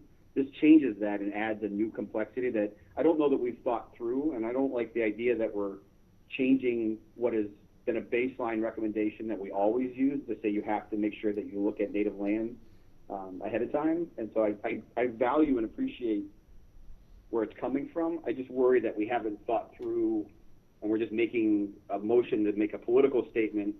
And if it's about the pending legislation, I mean, according to the most recent information, it sounds like that legislation will not come up in this session. That Speaker Voss has said it's unlikely to come up. But let's not, and it has all the right intents and has all the right purposes, but we shouldn't be making on-the-move, off-the-cuff recommendations that we haven't thought through the implications and the process that's involved in doing it. But I value why it's there, and I understand why it's important, so I will probably vote for it. But I just think we should be careful when we just make decisions like this, because it will impact every amendment we do from here on out. And if we don't now continue this with everyone, then why would we be placing this on Verona and no one else? Okay, I have Commissioner McKeever and then followed by Commissioner Touche. I appreciate Commissioner Brandon's position, and I don't disagree with it, but I think this situation is different. In the many years I've been here and in the many urban service area amendments that we've considered, I don't ever recall one which included a designated site. We've, as I recall, I'm not sure we've ever had one. We've asked that people look for sites. We've asked for archaeological studies, but I don't think we've ever had one where there is a known site there that might be subject to some kind of ground disturbing activity. That's why I think this one is different. I don't think we're changing the rules or creating a precedent necessarily for all other projects. I think this one is unique and different, and the first one that I've seen that I recall where potentially, I mean, there is a site there, a known site. Okay, thank you, Commissioner. Commissioner Touche.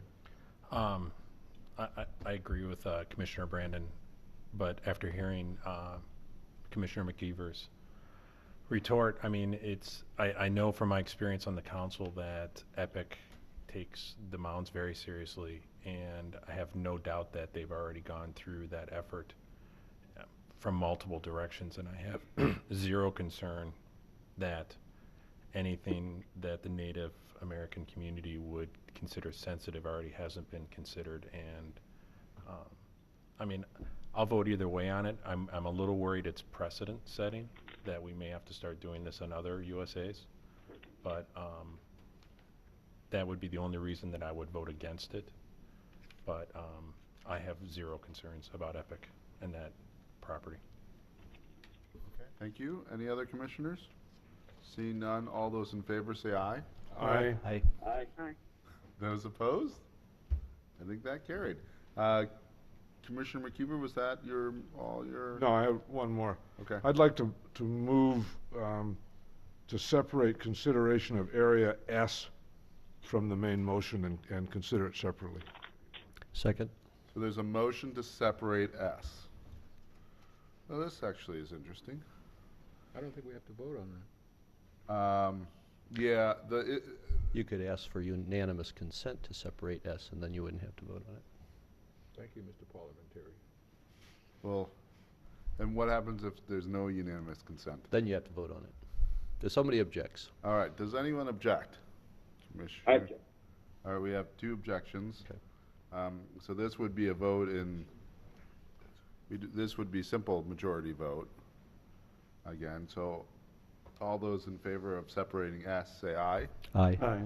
Aye. Those that oppose? No. No. I sort of counted 3 no's. So. Do we have a roll call? Okay, Linda, we have a roll call request. Can I ask a question before this vote? Sure. rationale for the reason for doing so? Does that require, does this allow discussion? I thought Do we have a anything discussion? that can be separated. Right. I thought that's my parliamentary opinion, but I'm not a parliamentarian. I don't, yeah, I think I have a tendency to agree that this is not a discussion, debatable item. I think It's, it has to be separated if someone wants it separated. well, I'll take a look at Roberts while we vote. You want the book? We got the brand new revised edition. I'm sure we're, That's what his job is, he gets the big bucks for it. So many bits have traditions or rules that are different from ours. What I did. I would be happy to hear discussion. okay, so according to Robert's rules, it requires a second, is not debatable, may not be reconsidered, is amendable, and vote is required. And it's a majority vote. And we have a roll call requested, so that would be. Here we go then. So, Linda? Mr. Brandon? No. Ms. Kinnair is absent. Mr. Geller is absent. Mr. Golden? Aye. Mr. Hampton? No. Mr. Hoho is absent. Mr. McKeever? Aye. Mr. Minahan? Aye. Ms. Terrell? Aye. Mr. Touchette? No. Mr. Pfeiffer? Aye. Mr. Arnold? Aye. And Mr. Palm? Aye, it doesn't make a difference, it passes. So, the one thing that's interesting about this is we have we have resolutions that cover everything, so by doing this, we actually have to write 2 separate resolutions, because that's actually what we approve. And we have not come prepared for just a separate S amendment area, so we're gonna have to figure this out. Suggestion for figuring it out. The only work will only come up if there's a separate, if there's a different answer for the remainder and the south area. And I think that staff could split the resolution into 2, keeping everything common, and then the ones that mention specific areas could be divided into the proper resolution, and I would be comfortable with that as a technical change. Well, I hope you're right. Which shall we start with? Shall we just start with S as the first one, because it's the simpler theoretically? So my guess is Commissioner Brandon's motion still stands. We're having a discussion of the S area. Any discussion? Commissioner Arnold, followed by Commissioner McKeever. I am recalling that the 32-foot street applies to the S area.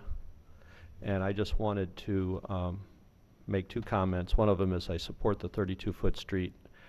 We've had real good success and with traffic calming and making streets safer for pedestrians in these areas.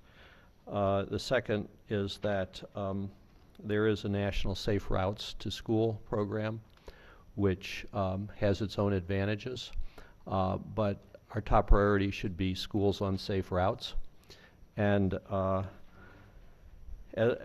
not familiar with this part of the city, but just judging from the map, it looks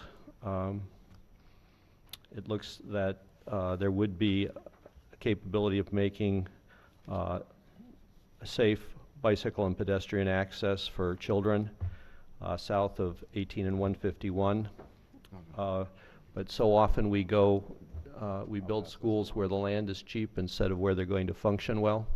And so I just ask the planners in the school system and in the city to make every effort to start out with the school in the right place, and instead of retrofit the speed bumps and other kind of paraphernalia.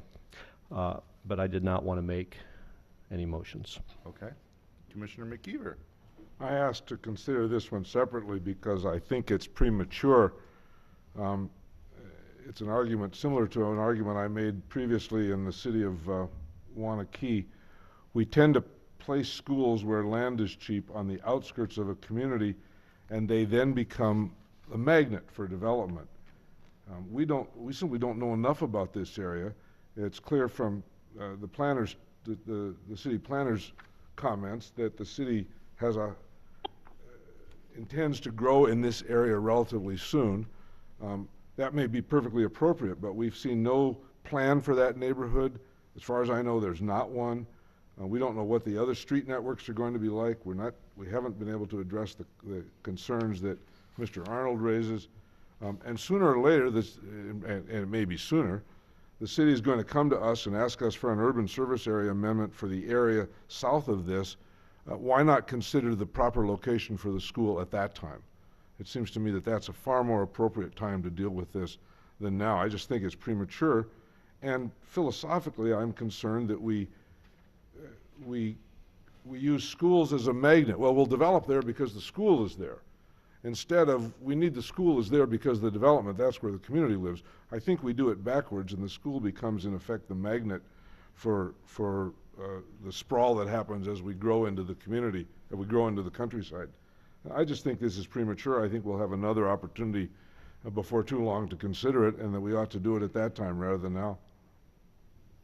I didn't want to be in a position of voting against the main motion on the basis of my concerns about this one. So I appreciate the motion to consider this one separately. Thank you. So before I go into Commissioner Touche, we actually, I'll retract my previous statement. We actually did write resolutions for each individual area. So I do have an S resolution, but I don't have, everything else resolution. So we can pass this around for you to know what an S resolution would say, but we don't have anything that has the other three. Commissioner Touche. To Commissioner McKeever's comment about the placement of the school, I don't know how aware he is of the existing demands upon our local school district right now, but they're pretty high. The district that I am responsible for has an overpopulation, which is the nearest school to this new property that is in Section S. There was a significantly well-attended meeting on Monday this week trying to figure out how to shift students, how to shift programs around to solve the overpopulation problems they are having. I cannot speak directly to the school district's plans as far as which property they plan on building first, but they are in a very tight spot right now. Placing a school in that location would actually relieve some pressure on the nearest school from it. So we talk about planning, and I know the school district is doing the best that they can with the property that is available closest to where the problems exist. Thank you. I just want to also remind that there is a registrant that is available for questions from the school district. Commissioner Arnold. I was just going to ask Sean if he could bring up the close-up shot map of that area so I could look at it again while discussion continues. There on page 2 is also. Well, there's a map of more of a site plan that is what I'm looking for. Oh, of course. Okay. Any Commissioner Touche? Yeah, I would like to request that Adam speak on this topic specifically. If you could address. Adam, the city planner. Is there any objections to have Adam answer questions? Come on up, Adam. Thank you. And actually, it's just questions. So why don't you ask him a question that would lead him to? Adam, can you essentially address some of Commissioner McKeever's comments and help educate the commission on the school's intentions? Sure. I guess before I make the comments, Jim Bricker is here on behalf of the school or as part of JSD, but the superintendent is also here tonight. I'm sure he'd be happy to answer any of your questions as well. As Alderperson Touche explained, was the district right now has some incredible space crunches at the Glacier Edge Elementary School, and The lands that are serving that elementary school, which is actually northeast of the site of here by about a mile and a quarter, includes the lands to the north of this site here, which is Cathedral Point, and also Scenic Ridge. Currently, in Scenic Ridge, we have approximately 20 lots that are vacant and unbuilt. We have approximately 160 lots in Cathedral Point. I think, you know, from a school perspective, and I don't want to speak too much on what their intentions are, but they have an incredible space crunch right now. They're actually, on Monday night, my understanding is that anyone who's building in this area now will not be going to Glacier Edge. They're going to bus them actually to the school on the far north side of the town just because of the constraints that are occurring right now at Glacier Edge Elementary School. So I mean, the intent of this school is to be a neighborhood school. I mean, I understand the concerns about that future development will occur. I think that is the intent of our long-term plans. I'm not here to hide that tonight. But I think in looking at this from a long-term standpoint, there's a lot of good reasons why it's a great location. I mean, you have a dense residential development to the north in Cathedral Point. You'll have additional residential development to the south and west. Immediately, though, I know the school is looking at this as a possible referendum site. So, I mean, if this is pulled out of the urban, you know, this amendment tonight or delayed, I think there will be major constraints placed upon the school district and their facilities planning that they've been going through. It would create some challenges to that. So I'll just kind of leave with that, you know, the district right now is assuming that they're going to be able to go forward with potentially a referendum on this at some point in the very near future. And I think if this is delayed in any fashion, due to the timing of the referendums and how the leg on that, it could create an issue. So I just want to point that out. Okay. Evan has the floor. These are questions for Adam. So Mr. Golden, and then followed by Mr. McKeever. Just curious, the way I'm reading the site plan that I guess you're looking at up there and I'm looking at here, just want to make sure I'm reading it correctly. Salisbury is the street that continues through the site and goes immediately west of the stormwater facility?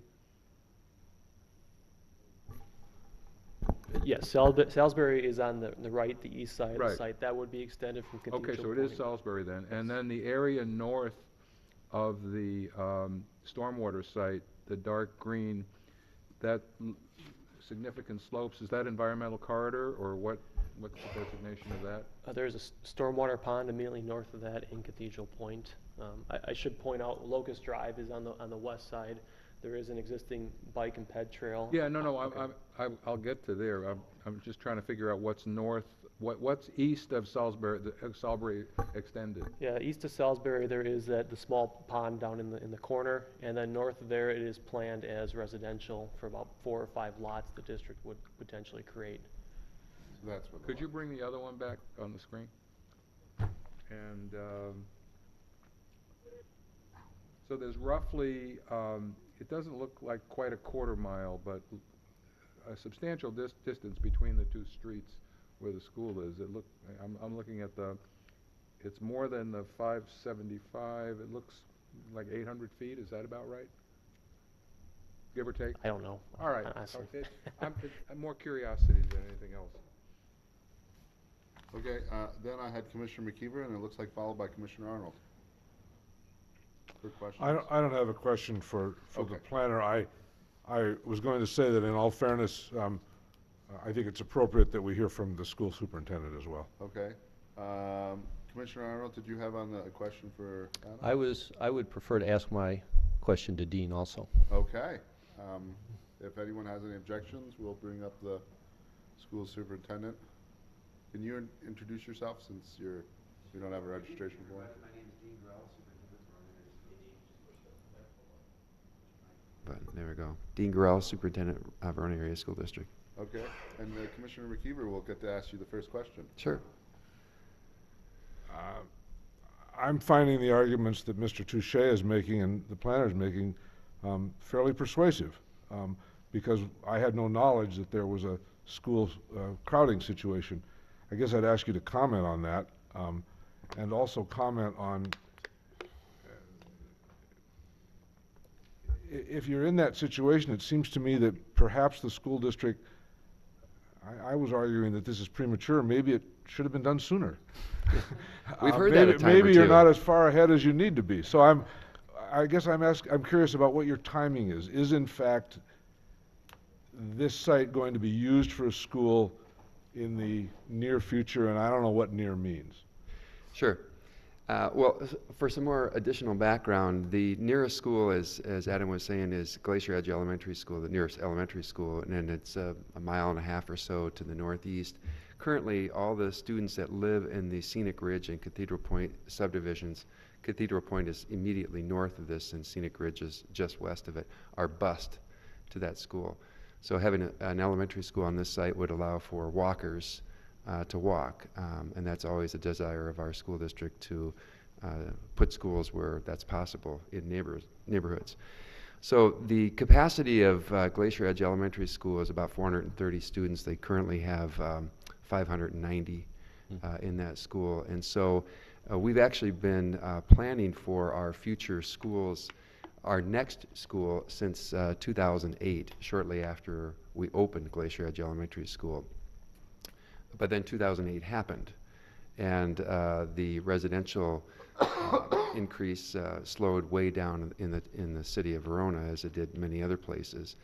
And so the studies that we had done showing roughly when the development would happen and at what scope in terms of students per household, we had that done again in 2010 and refreshed in 2014. So you have to be able to find land that's in the right place, that's of suitable size, that isn't encumbered greatly by environmental corridors and stormwater retention, and you have to find a willing seller.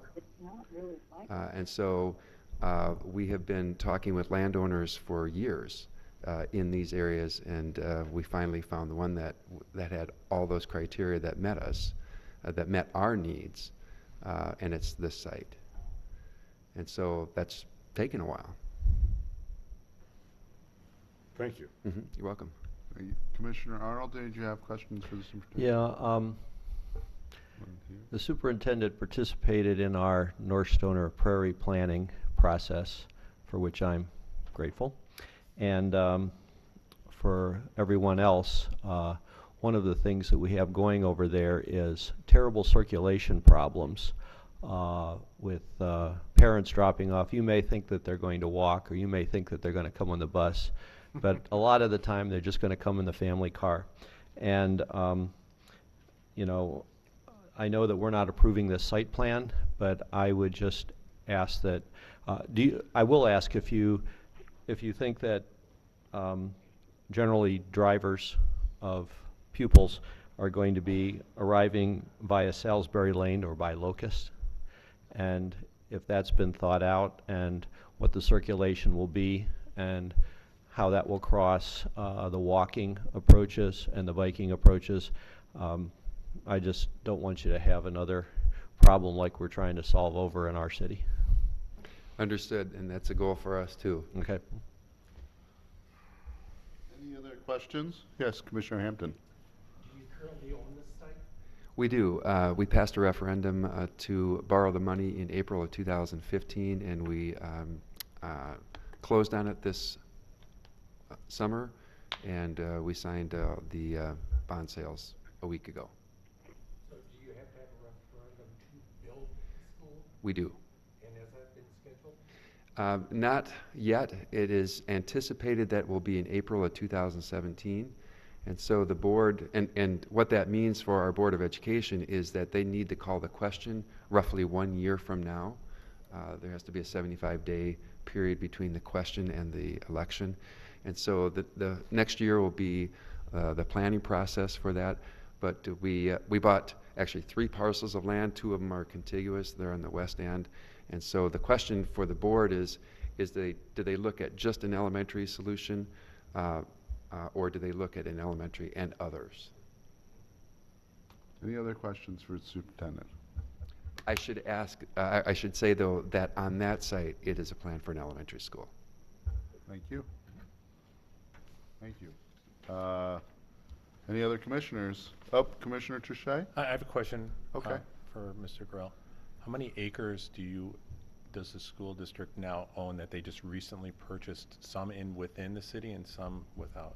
Sure. This site is roughly 18 acres, and the other two parcels combined and they're contiguous is about 110. Thank you. I'd just like to finish, of that 110 that's in our USA Today, so when you consider how many free acres are available in Verona, the school district possesses that much. Okay. Any other commissioners? Commissioner Arnold? No. Okay. And seeing none, we can move to a vote. Commissioner McKeever. I don't have a question, I just have a comment. I thank you okay. for your time. You're welcome. Please. I was inclined to vote against this for the reasons that I stated. I will vote for it, but I guess I'm unhappy that it has come out this way, because the development, the amendment of the USA to include this site and its subsequent development will inevitably affect water quality issues and how those are managed in the areas still to be developed and included. And I would much rather it was all done in one fell swoop than in little pieces like this. But our charge is to make decisions on the basis of water quality. For this site, our staff tells us that the water quality issues are resolved. From a planning perspective, and in terms of how we grow in this region and where we go, I'm a bit distressed that it has come out this way, but it has, and we got to play the cards we're dealt. So I'll vote for it, but I do so somewhat reluctantly. Any other commissioners? So one more. Commissioner Arnold? Yeah, I just want to echo Peter's comment. The Stoner Prairie School and the Savannah Oak School in Fitchburg are in a similar situation where they were developed at the edge of existing residential for all the same reasons, and what that does is cause tremendous development pressure at the edge of your urban service area. And I would certainly agree with Commissioner McKeever that that's going to happen just to the south of this site, and agree with his concern. I think that this also illustrates another reason why, commissioners should know that I was against bringing such large parcels for urban service area extensions that you saw, if you were on the commission, coming out of Fitchburg the last 3 times. I think that it's we can make much better decisions and be much quicker with our decisions if we have smaller urban service area extensions that are more focused on the near term and that are separate. So I would ask municipalities to do that in the future. Okay. Next, Commissioner Brandon had his hand raised. Based on the last 2 commissioners' statements and then subsequent statements that they're going to vote for, I'd make a motion to recombine S back into the original main motion.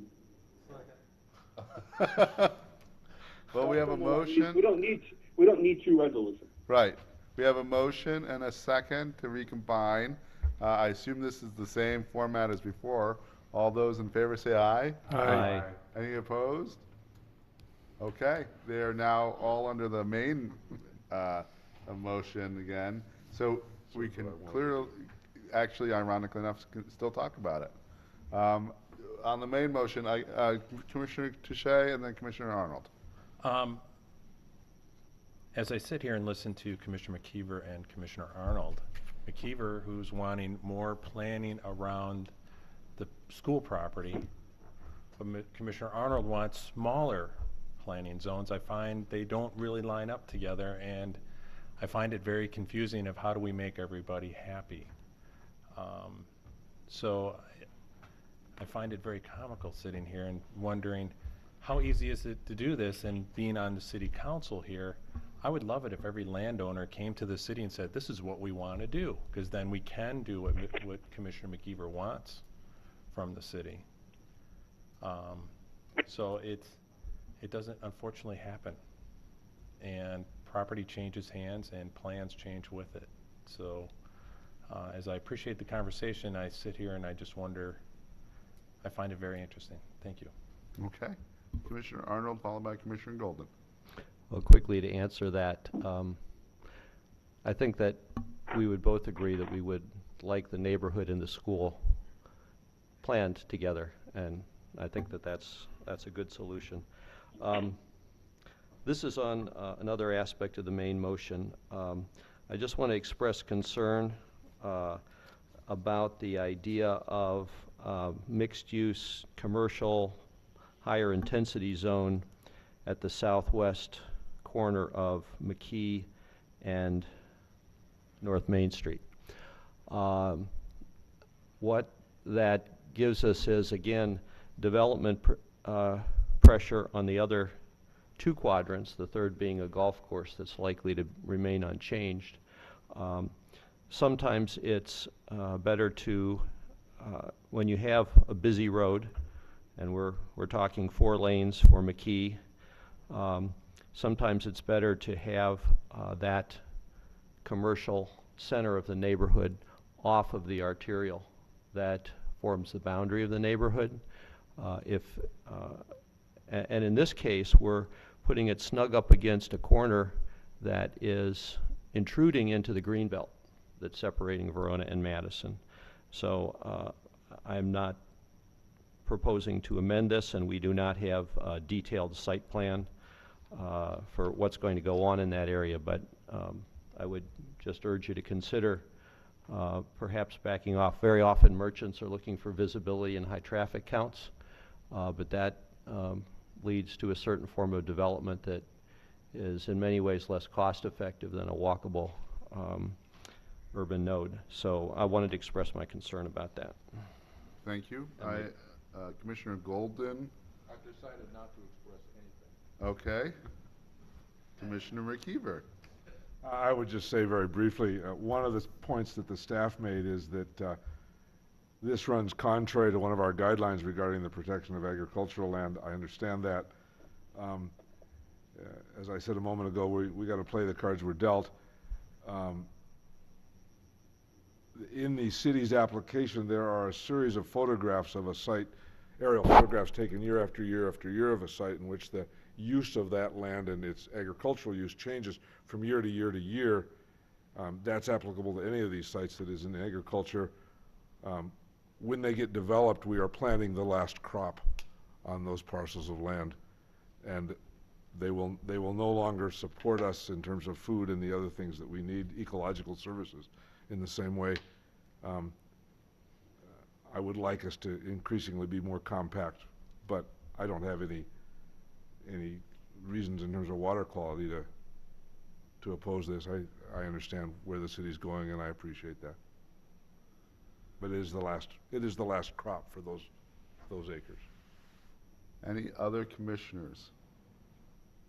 It's an 8-vote item. Linda, Carol. can you? Yo, Carol, did you want to speak? Yes, I'm sorry. Okay, It's hard with 2 different speeds. I just wanted to say that I appreciate the amendments that were made, both on transportation, but also particularly on the Ice Age National Scenic Trail. I hope that the city and the developers and others take those amendments as strong but friendly nudges towards completing the Ice Age Trail. This is the southeast area is a very important gap in the Ice Age National Scenic Trail, and it would be wonderful if the attention that's been brought to that area in tonight's discussion has a positive outcome. One of the things I was very concerned about in this 4-part motion is whether Area N, North, was receiving enough attention. And I appreciate the comments by staff and the fact that the city of Verona actually has a stronger standard for some of its analysis for stormwater management. I would point out that it's always better to do no harm, and it's a more sustainable approach to provide the adequate buffering and to think positively about natural resources, not seeing them as barriers. So I really appreciate the recommendation, number 5, that talks about the functionality of the wetlands, the kettle ponds, et cetera. That I hope will be taken as something that should chronologically happen before one of the conditions in number 1, which is the emergency pumping plan.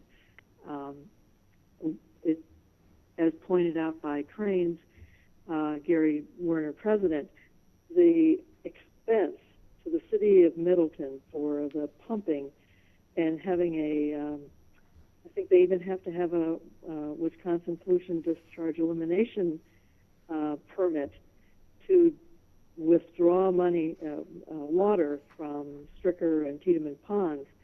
That is really a very important lesson to be studied, and I'm glad that staff has had conversations with Professor Potter and with the city of Verona staff. It's a very important issue. Verona is at the bottom of the Sugar River, towards the bottom of the Sugar River Basin, and the CARPC has spent some time trying to make sure that closed basins to the north, further up in the watershed, are adequately treated by the developers so that there won't be extra flooding that comes down to the lower in the watershed communities such as Verona. I still remain concerned about area north, but I think that the framework for dealing with closed basins is in this resolution. Some of it is in the conditions, and some of it is in the recommendations. So I'm going to be voting for the motion. Okay. Thank you. Thank you, Commissioner Terrell. Any other commissioners? Going once, going twice? Linda, can you do a poll of our voting? Ms. Nair is absent. Mr. Geller is absent. Mr. Golden? Aye. Mr. Hampton? Aye. Mr. Hochul is absent. Ms. McKeever? Aye. Mr. Minahan? Aye. Ms. Terrell? Aye. Mr. Couchette? Aye. Mr. Pfeiffer? Aye. Mr. Arnold? Aye.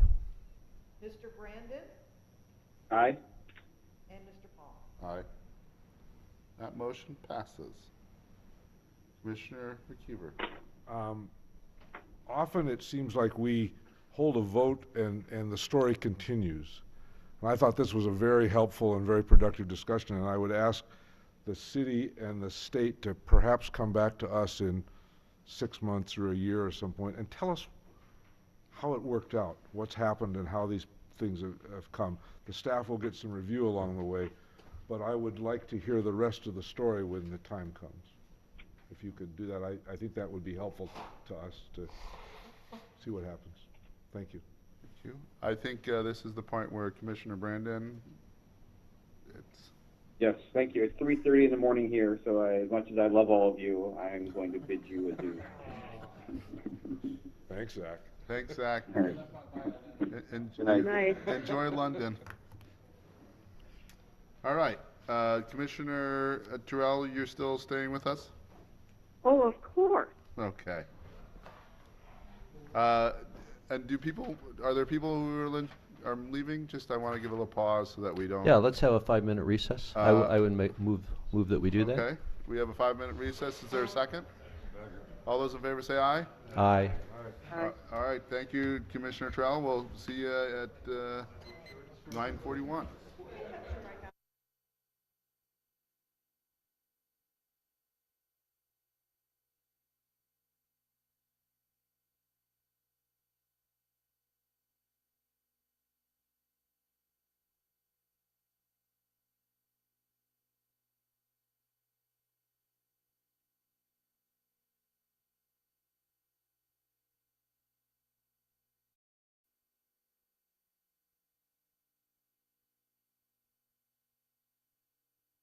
I, I think it's on. Commissioner Arnold, Commissioner McKeever, Commissioner Golden, you, and you. And Commissioner. I put stuff on here. There's a bag right before you. We moved it because it was in the view of the YouTube. Who read my mind? Yeah, it was right in the view of the YouTube. All right. It is 9:42. We can't do that.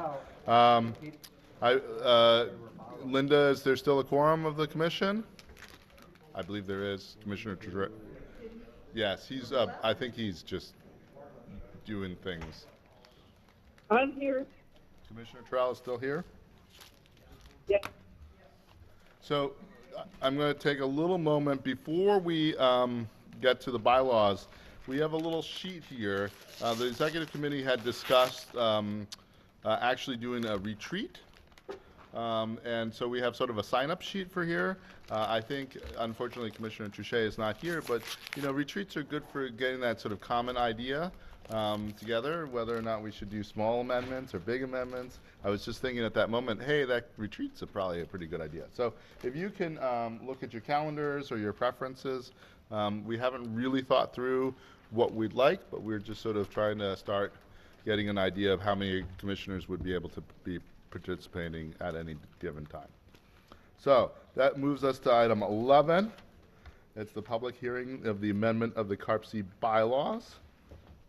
Overview of the amendments proposed by the executive committee, which of course you have in the draft form. Was there a staff presentation or just everyone take a look? So just a reminder. So we vote on the amendments tonight, and that package comes to us again as in a whole, and that has to be voted on without any changes or amendments. We could move to amend again after we have voted on that, but that would then be again another 3-month process with an introduction, a public hearing, and a vote. So tonight we are taking the main amendments as proposed by the executive committee. We are considering the additional amendments as proposed by members. Those together would then form what we would use in our February meeting. So I think it's probably best to move to, the agenda is we add the amendments first and then have a public hearing. To be perfectly honest, we have no registrants for a public hearing, so it's probably not neither here nor there, which we take, but Commissioner Arnold? I just wanted to ask procedurally whether the version that we will see when we vote on it, the entire package, will be a red line version. I think that would be helpful. Yeah. I mean, at the end of the day, there was a lot of changes made, and I think we sort of lost where redlining could go. Never mind then. But we'll try and, I mean, there is this, the staff has put together the comparison document, which I think is more impressive than I thought it was going to be when they told me they were doing it. So it's that part is pretty useful. Yeah, that's the table one. So we'll go through. I'm trying to find the actual amendments that I think only Commissioner McKeever made, right? Right. Do we know what page? There's just two versions. There's two versions. There's one that has. Yeah. So there's this version. Right. And then you have to go past that to.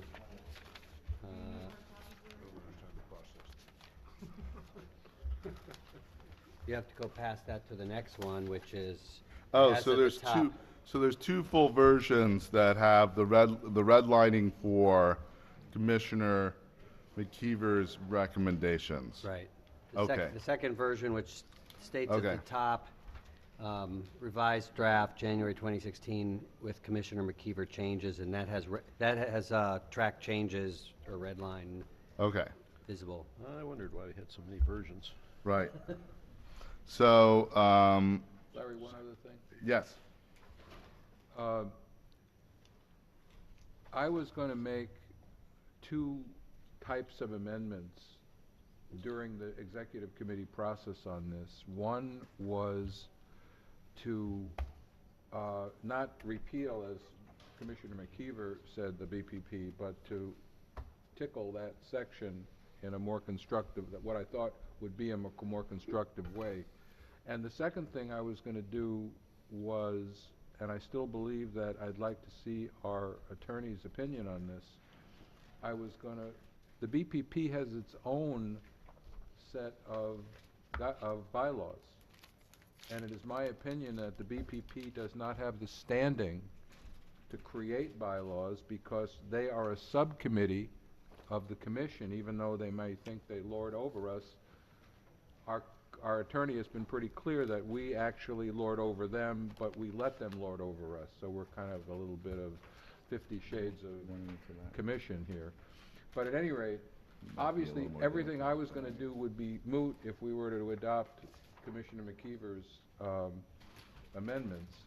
I have withheld mine at this point because the chair said we have a lot of stuff in the bylaws that just really needs change. It's just sort of doing business stuff. It's not, you know, it's not high profile or anything like that. So I have held off on those two changes that I was going to make, and so we won't discuss them tonight, obviously, because they're not before us, but I just wanted people to know that that was my intent, that if we adopt, I assume we're going to adopt something tonight. I hope we do. And if we adopt something tonight, I will then work with the executive committee on a second set of changes that reflect the two things I just said. Just don't want anyone to be surprised by it. That was my initial intent, that we would do our, you know, housekeeping And I agree with you ahead of completely. time, and then when we got to a place that we felt our house was in order, we could discuss the BPP. However, that with an amendment by Commissioner McKeever, that will be on the discussion for tonight.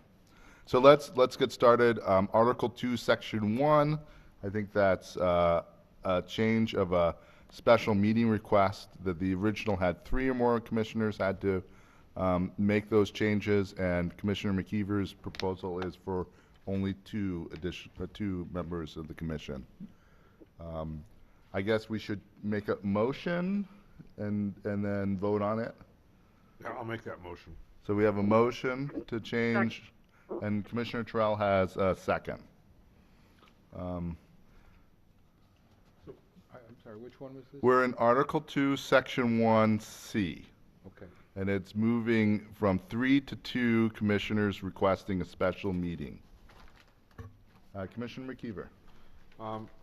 Let me say first that maybe I didn't understand the process, because I thought, at the very least, that all members of the executive committee were going to submit proposed amendments if they had any, and if not that, the members of the commission were going to submit proposed amendments. If I turned out to be the only one who did so, I'm concerned that I somehow misunderstood the process. No, I think that was part of the process, was this. Okay, so I did it and nobody else did. Okay, my rationale for this one was simply to make it consistent. There are a number of other places in here where we use 2, and I just thought this ought to be consistent with that. I saw no reason why this one would be 3 and all the others would be 2. And I am not in a position right now to tell you exactly where they are, but there are 2 or 3 other references in here where 2 commissioners can do various things, get an item on the agenda, for example, and things like that. And I didn't know why we did this one as 2. I just wanted it to be consistent. Commissioner Arnold, still? My question was sort of related to that. As a relatively new commissioner, I'm just wondering if anybody has any stories about problems we're trying to solve. Apparently, referring to Commissioner McKeever's explanation, someone thought that there should be a higher bar set for a special meeting than to do those various other things, and I wondered if there was an abuse of the privilege of calling special meetings or what. No. And I think the someone was probably me. In my 9 years on the old Dane County Regional Plan Commission, that never came up. Okay. It just, at some moment, I must have thought that a special meeting, which is really sort of a high bar, because we luckily, knock on wood, have not had quorum issues, but certainly getting this many people together is a challenge, and I felt that that was reasonable. I do agree that with Commissioner McKeever that being consistent is also a very valid point. So, Commissioner McKeever. A couple of the places. This draft says that 2 commissioners can make a request in writing for a reconsideration of something. 2 commissioners can move to rescind something.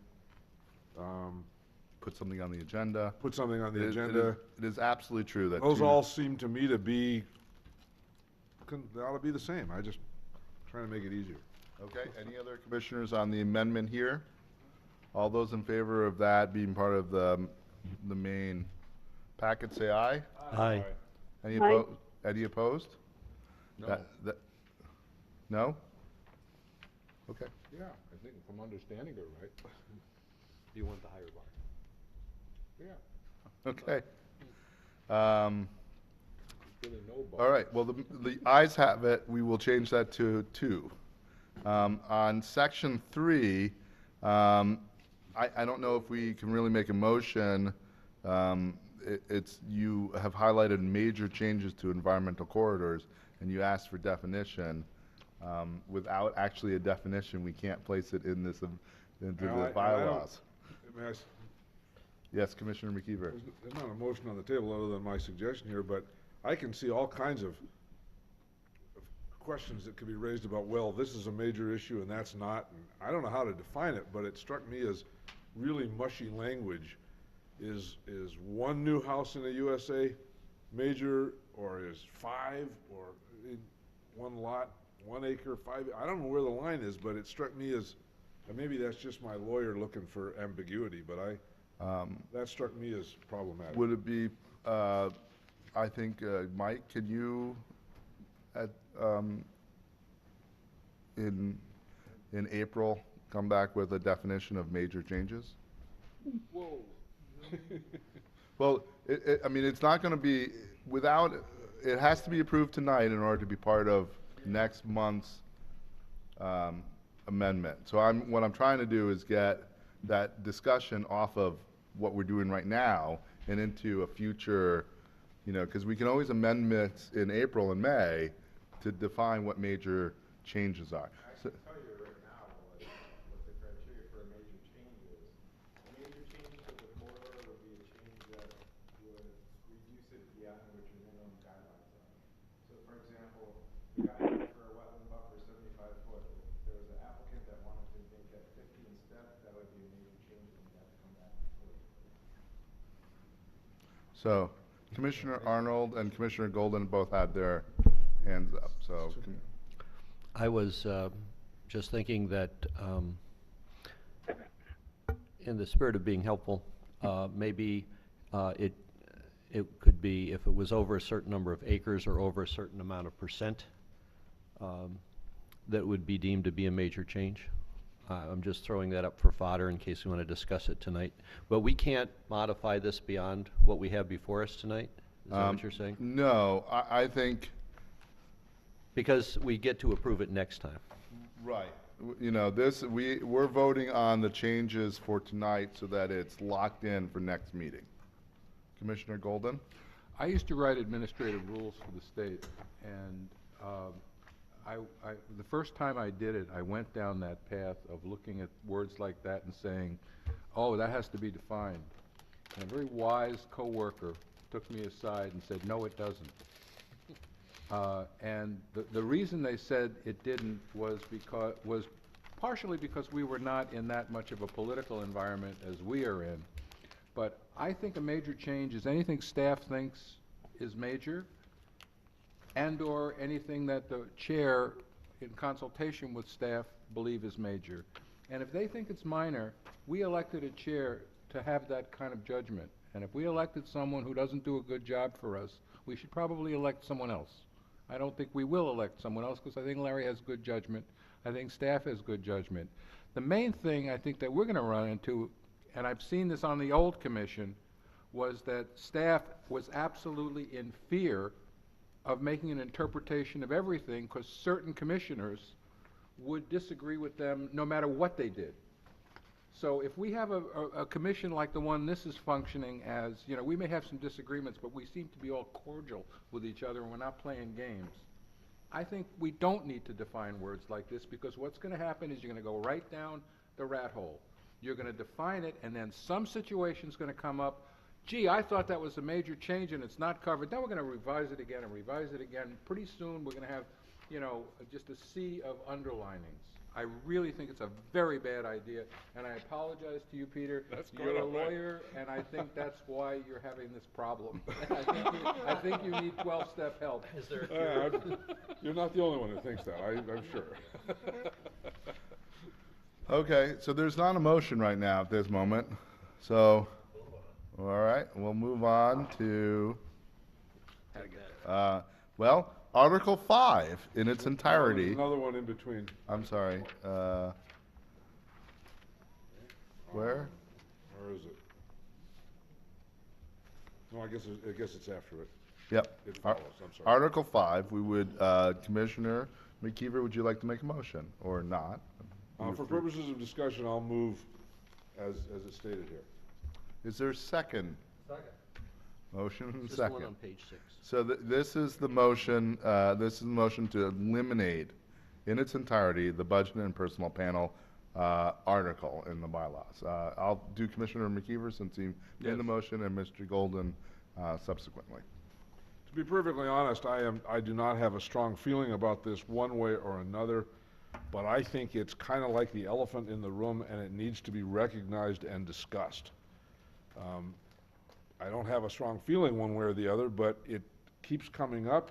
It's clearly, as Mayor Huckamer said, dysfunctional. It's not working. It's got, I'm not even sure it has legitimate legal standing.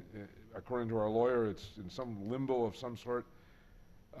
It's got legal problems. It's got political problems. I understand all that, but I thought it ought to be discussed. I'm a little concerned that we can't have the discussion that it deserves because we are short some commissioners tonight.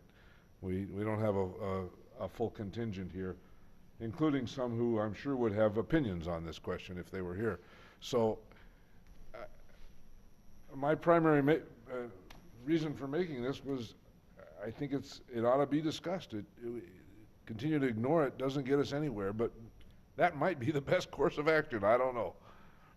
Commissioner Golden.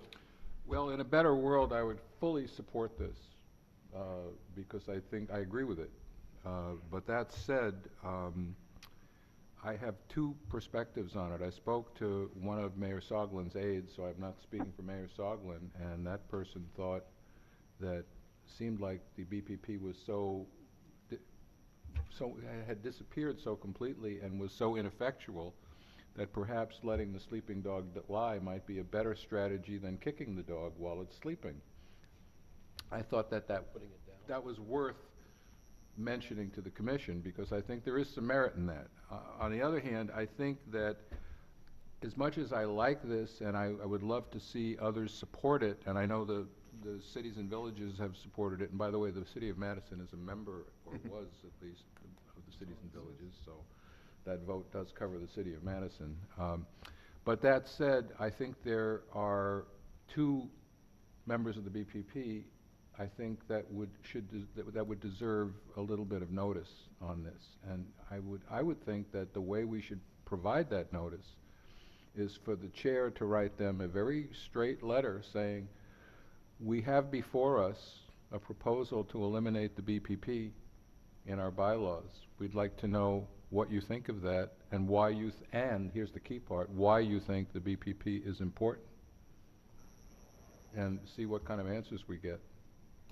And if I think we might be in a better position to act after receiving a reply to such a communication. So you're proposing to defer this to the next round? Yes, well, I'd like to defer to the next round and write that letter, but I'll just leave that informally on the floor for now. Okay. Commissioner Trichet? I like what Commissioner Golden said about the BPP. I'll have to admit, my time on the commission here, I still don't really understand what they do. They don't do nothing. And they do it badly. Well, and as far as giving them notice, I actually believe since the last time they met was 2014 that I think they've given us notice. So as much as it's polite of us to give them notice, I think they did the same in a less direct manner. Thank you. Commissioner Arnold? It's my personal opinion that we should do this from what I know of the issues, and it also is the position of my appointing body. So I would move that we adopt this change. Second. Well, wasn't that a motion that you had made? Peter, No, did you Commissioner already make McKeever that? had already made the motion. Okay, and there's a second. There was a second from Okay. Commissioner Hampton. So I continue my tradition of unnecessary motions and seconds. Maybe if we do it twice, they'll really listen to it. Any other commissioners? Yeah, Commissioner Pfeiffer. I think I kind of agree with Commissioner Golden that we do have a couple of commissioners missing from this meeting that probably would like to at least be part of the discussion before that vote get taken. But I agree, I think everybody agrees on the dysfunctionality. We heard it from virtually every party. I also think that eliminating the BPP eliminates using the BPP as an excuse as well. It becomes a target for everything that's a problem and prevents solutions because it's there. So that's my reason for wanting to get rid of it, but I do think we should wait until we have a full complement. Thank you. Commissioner McKeever. I would think if we adopted this tonight, that would provide them with notice, and we can always put it back in if we want to, but I think we send a signal if we adopt it. We can put it back in, but it's a discussion that needs to be had, and I agree they need to be part of the discussion if they want to be. Commissioner Terrell. I'm sorry, touche. One of the commissioners commented earlier that it's difficult to get as many commissioners at a meeting. I think waiting to ask for more is unreasonable because of that. And as much as we try to be kind about it, as McKeever said, let's vote on it next month and be done. Thank you. So I'll continue in the fine tradition of personally wanting to get rid of the BPP. You know, some of you might remember that a number of years ago, about 5 or so, I actually proposed eliminating the section, and that became quite the controversy, and it got sunk pretty quickly. Much to my, it was one of those things where I don't know if people understood what was happening, and then suddenly they were all very angry about it. And I don't want to sink all the other changes, because remember, next month we can't amend. So we either vote up or down on whether it's in there. And if you start getting all this controversy, then we have to go through the whole process of getting our bylaws done. So we have to have another public hearing, and then we have to wait another month to vote on it.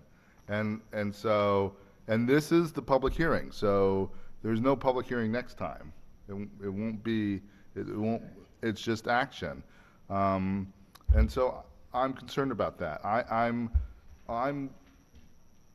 in that camp of what we need to do this deliberatively. We need to do it smartly. We need to do it politically engaging. I do believe there are members of the BPP who have moved considerably since that vote a couple of years ago, and that if we engage them in the appropriate way, we would get some support, broader support, you know, amongst all our constituencies. And I just think that if we wholesale, you know, cut it out of our bylaws, one, for some of them legally, we might get entrapped and we might have a fight that again, I don't see why we need to have a fight. They clearly haven't shown that they're interested in doing things like the levy, and we've been able to do that without them. And we've written these bylaws in a way to allow that if they don't make a decision, we can. So we are permitted to continue our operations with or without them. And I think if we allow them to go a little bit longer without meeting, or have other efforts to try and meet and have those efforts fail, that we have better cover to say, look, it is dysfunctional. I think we just had our first meeting last month that no one showed up to, or the county executive failed to participate in. And I think if we have more of those, we can clearly articulate their dysfunction. But at this point, I just feel like we're going to go too far over our heads, and next month we'll suddenly have a big problem, and then we'll be stepped back, and I don't like going backwards. Commissioner Toucet? I just have a simple question. Sure. Can we bring two versions next month? One version with, one version without, and we decide then? Oh my God, that's a brilliant idea. So we could move a version A that doesn't have it, and then actually have a separate, the legal question is whether or not this public hearing covered both. And I would say it's in here, so yeah. So why don't we table this motion, adopt without it, and then move to reconsider the motion as a separate amendment to the bylaws? Does anyone have any objections? Commissioner Arnold, followed by Yes, Commissioner McKeever. that won't work, I believe, because we're going to need two coordinated versions, because some of the other changes that Peter has proposed are congruent with having this adopted as well. So we're going to have an A and B versions, and so I think that what we do is we say, okay, the A version is this section stays in, the B version it stays out. We agree on that, and then we go through the rest of these, like the very next one about what the executive director is going to do will be different in the A and B versions. Right. So I would like to see us just work two parallel tracks to the end of this, and then adopt them both for possible consideration next time. Okay. So we're thinking that this is a B version. Commissioner McKeever. I need you to explain to me again the process that you have in your head. You said a moment ago that we can't amend it at the next meeting. Right. So if we did not adopt it today, we could not adopt it. I'm having difficulty understanding. Without You've going back explained to it. another public You've hearing. explained it several times, but I'm not getting something. Help me out. Okay, so the current bylaws say any proposal for amendments or repeals of the bylaws is a supermajority decision and must be first considered at a meeting of the commission at which no action is taken. That was last month. Action on the proposal, including any amendments thereof, shall be taken at the commission meeting next following the meeting, which is this month. And then amendments to proposals introduced at the actionable meeting shall be considered at the following meeting. So that's next month. So what I'm hearing Touchet argue is you make two amendments for next month. I challenge the ruling of the chair. Okay. And I base it on one word. The word proposal is in the singular and not in the plural. The proposal of the chair to have two versions. But I'm saying there's two proposals. That has an S. Right. I'm looking at section Article 10, how to amend the bylaws. Right. No, you first have to look at the If I'm current. challenging, it has to be voted on. So I'm fine with losing, but I do not think that the intent of this or the words of this allow us to have two things in the air at once, that people there's one thing we're going to vote on. So first I've got to clarify. Article 10 is the new bylaws. Therefore, you're actually talking about Article 9 on the bylaws we currently. Well, I Okay. assume the language hasn't been changed. I don't remember. There is a difference in the language, but you're right about that. I'm just trying to be very. Okay, whatever. All I'm saying is that any proposal for amendment, Right. So. and again, I'm just simply, it doesn't feel right, and I'm trying to find a way to express that in a legalistic way. I'll be very honest with you. I could be thoroughly wrong about that. It just doesn't feel right that these bylaws are treated like this little precious thing, and all of a sudden we have twins. It just doesn't, I'm sorry, it just doesn't feel right. So my thinking off of this is we actually have two separate amendments. So we vote on an amendment first and adopt it. And then immediately we're voting on another amendment that removes the BPP. That's next week meeting? Yes. Because the argument is we already have the public hearing and the language at this meeting. All right, I'll withdraw my challenge. Commissioner McKeever? I agree with you, Chair. I think any proposal in this document, there are several individual proposals, each one of which is an any. I withdraw my challenge. Okay. So tonight, we probably have to figure out which are part of the A's and which are parts of the B's. Luckily, there's not that many. So right now, we are tabling Article 4, the BPP, to make that as a motion for the second. I don't think we. You had a motion in a second, so we have to table it. Did you have a motion on the table? Yeah, you and then Hampton seconded it, and then Arnold and someone else did it twice. So it's on. So let's. I thought that was a motion to adopt it. No. Just table the McKeever version and adopt the other version. Let's table that amendment. The McKeever version.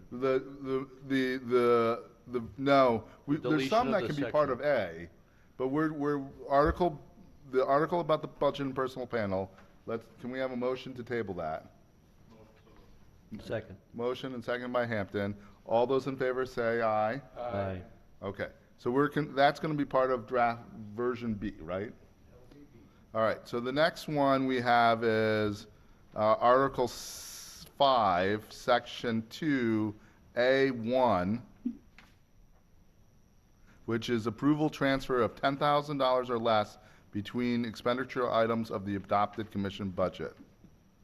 So that the executive committee could approve transfers of $10,000 or less. And I think there must have been a different dollar amount in there. There was no dollar amount.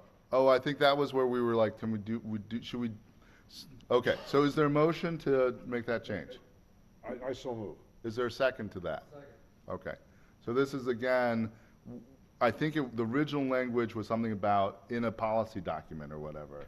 And I did that because if it's so complicated to change the bylaws, but it's a simple majority to change the policy document.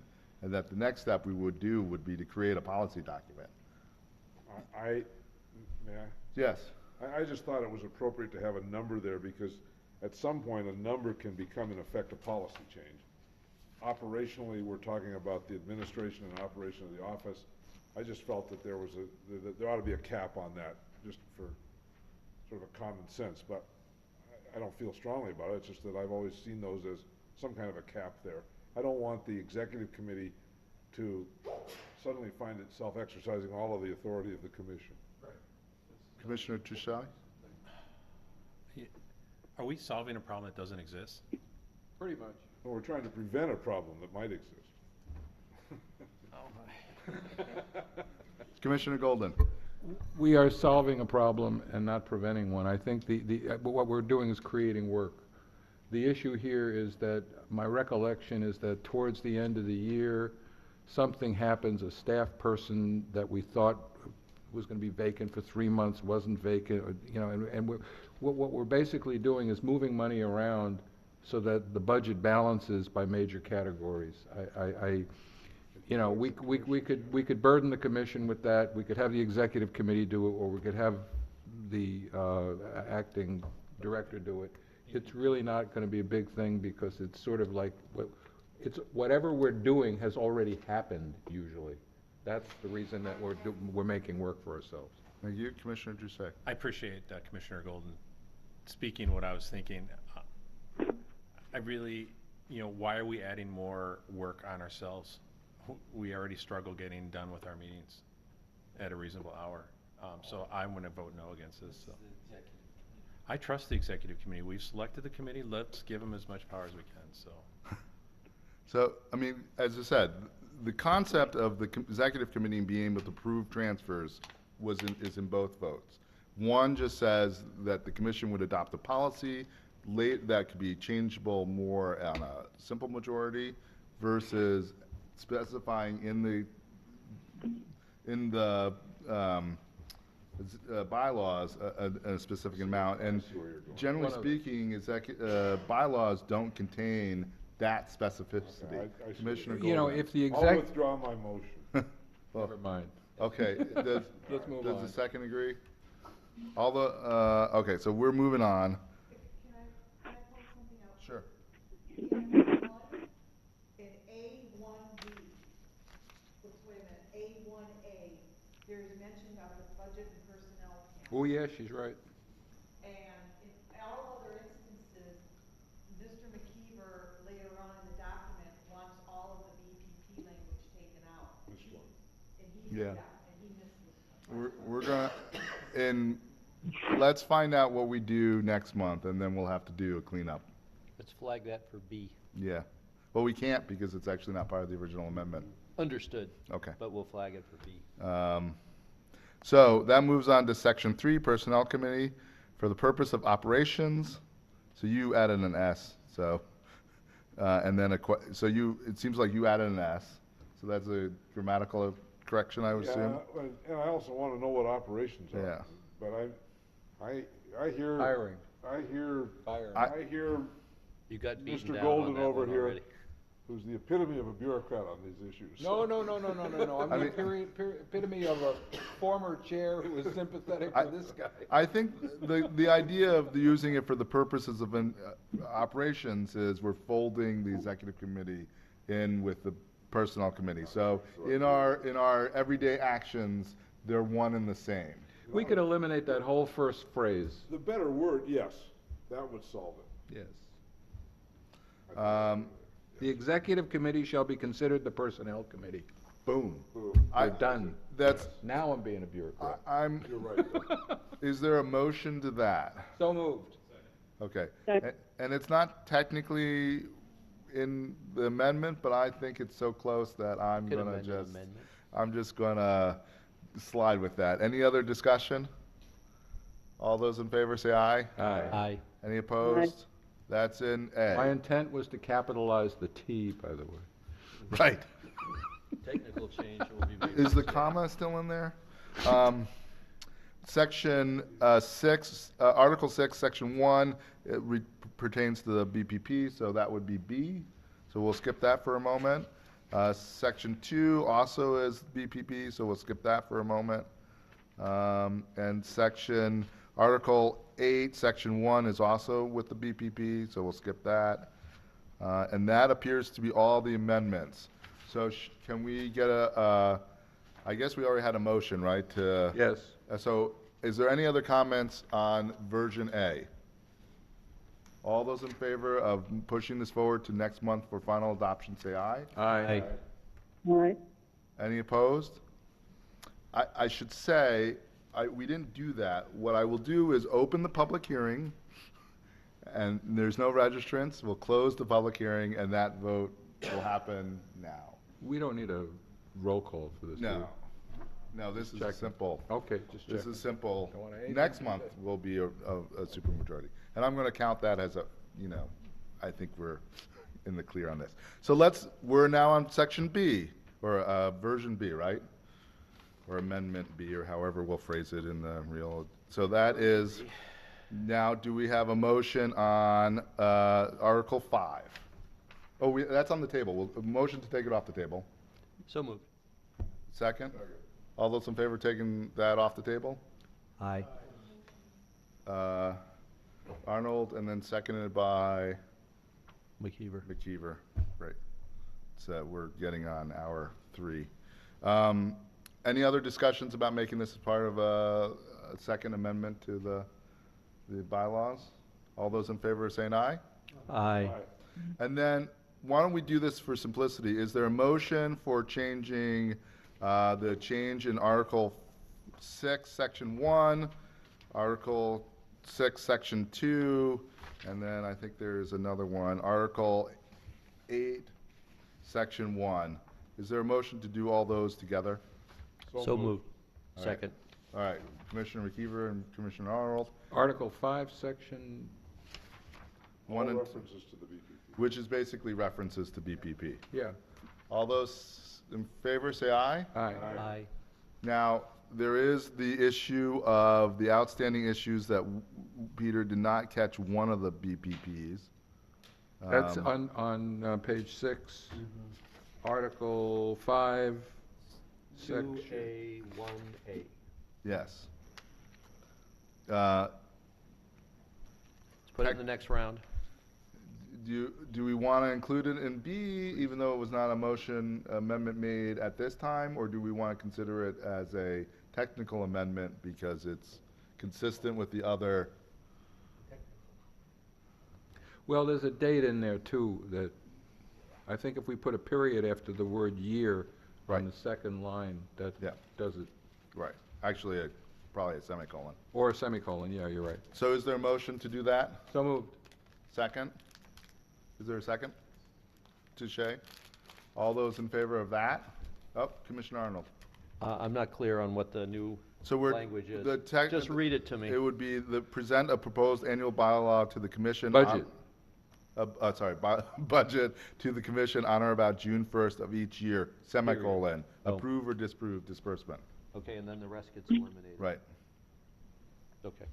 I'm ready to vote. So all those in favor of that, say aye. Aye. Any opposed? Aye. Thanks, Commissioner Terrell. All right, so now we have a packet for amendment B. Is there a motion to recommend to us to put it on the agenda for next month? Commissioner Arnold gets the lead. Who's going to second? Hampton. All those in favor say aye. Aye. Any opposition? Okay, so that will be, we'll have that A packet first, and then we'll have a discussion about B. And I think Commissioner Golden still has a good idea that maybe we should explain what we just did to the BPP members. If they have an interest, they can contact us outside of the public hearing, of course. Send that explanation to the whole commission so that those of us who are not here. Yes. And yes. please make sure you ask them why they think retaining the BPP is important. I think that would be an interesting answer. I just like to meet with them. Number 12, we have another public hearing, adoption of the CARPC 2016 annual Unified Planning Work Program of 2016 to 2021, overall program design reports. Mr. Steinhoff, can you enlighten us on what we're adopting? Well, I made the presentation at the November meeting, and you had the same draft before you at that time. So unless the commission wishes me to present it again, I would just entertain questions at this time. Any questions from commissioners? I hear no questions. I will move to open the public hearing. There are no registrants. I will close the public hearing and send it back to the commission for approval of the resolution 2016-2. Commissioner McKeever, is there a second? Second. I'll take Minahan because it was a deep, strong. Any discussion? Yes, Yes, Commissioner Terrell. thank you. I wanted to point out that the element 121, and it references 143, but mostly in element 121. Talks about scenario planning. It's not very elaborate, so I'd like to make a comment to staff that, again, I want to urge them to do an all-county approach, considering the whole county and giving consideration to including the surrounding NADREP counties. I think it's very important, and I think staff has recognized this in the Greater Madison Vision Plan, and I'd like to have them start thinking about it for the scenario planning, that it's important that we put Dane County, Greater Madison area in the context of the surrounding counties as well. But I'd also like to comment that I'm seeing a continuation of not being very imaginative about using social media and technology for online surveys. I'd be very interested to find out how many people actually went online to do the Greater Madison Vision, but because I saw very, very little publicity about it. But for scenario planning, I really, really want to say we have to have an online survey that will encourage many, many more citizens to participate. This is what Envision Utah is currently doing. I don't see why we have to replicate what Envision Utah did in its early years when it was talking to very conservative communities. That's not Dane County. And so I urge that when you talk about scenario planning, that you consider doing the more aggressive online surveying where everybody's in there at the same time and putting in their comments. The added benefit of this is that these improvements will produce statistically defensible results within each municipality. You can't get that with only a few people in any municipality. That's one of the biggest problems we've had with the FUDAs. It's the people who are elected, the people who are landowners, people who have a vested interest that are at those meetings. If we're going to do scenario planning, we need to have the public have the opportunity to learn what the implications are of taking certain policies and ignoring other policies. So that was my opportunity to talk about element 121, which also falls into 143. I also appreciate the statements on page 98 about that as time is available, staff will do climate white papers on problem identification and regional adaptation and mitigation strategies and measures. And can't find it right now. The adopting resolution. On page 99, there was something else that I wanted to point out, but I can't remember what it is. I didn't write myself a good enough note. So anyway, it's always great to see the work plan. And this really is the only time that we ever talk to staff directly about work elements. So thank you for letting me have the floor. Thank you, Commissioner Trell.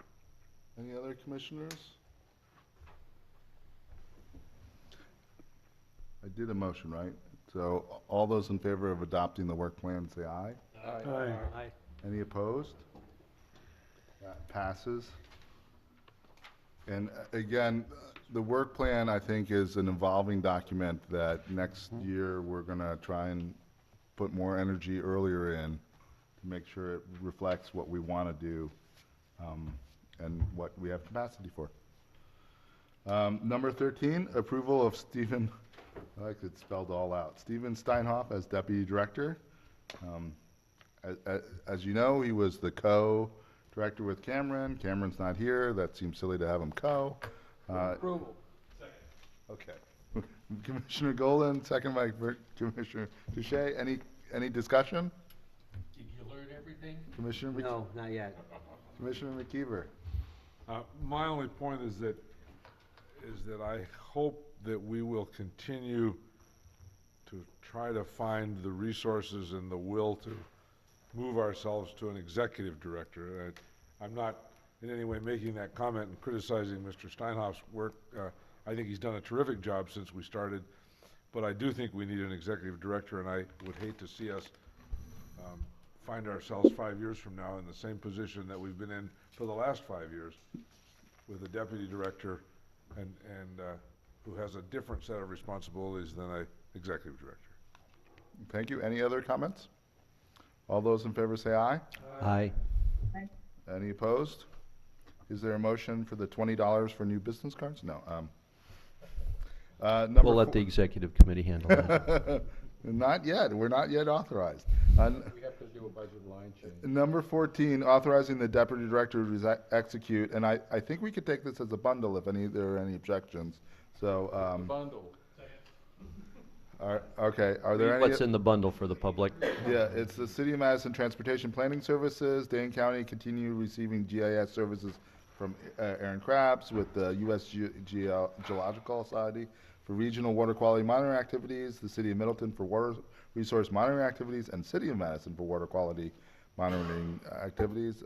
There was a motion and a second. Any discussion? All those in favor say aye. Aye. See, I told you, we'd just bunch them together and be fine. Number 15, authorize the deputy director to execute the following memorandums of understanding, plan for health activities for City of Fitchburg and the City of Madison. I see a raised hand here, so. I would just like to point out that Melissa Deach, our Plan for Health staff, is here if you have any questions. And you also have this brochure that was produced for the Active Living Places part of the Plan for Health grant.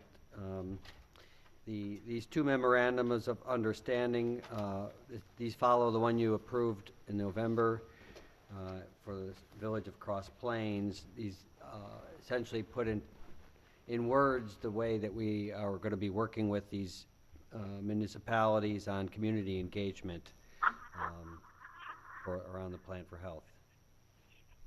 Okay, is there a motion? Commissioner McKeever. I just have a question. Could we, at a future meeting, maybe later in the spring, get a report from Melissa on her work and what's doing? And I think she'd love to.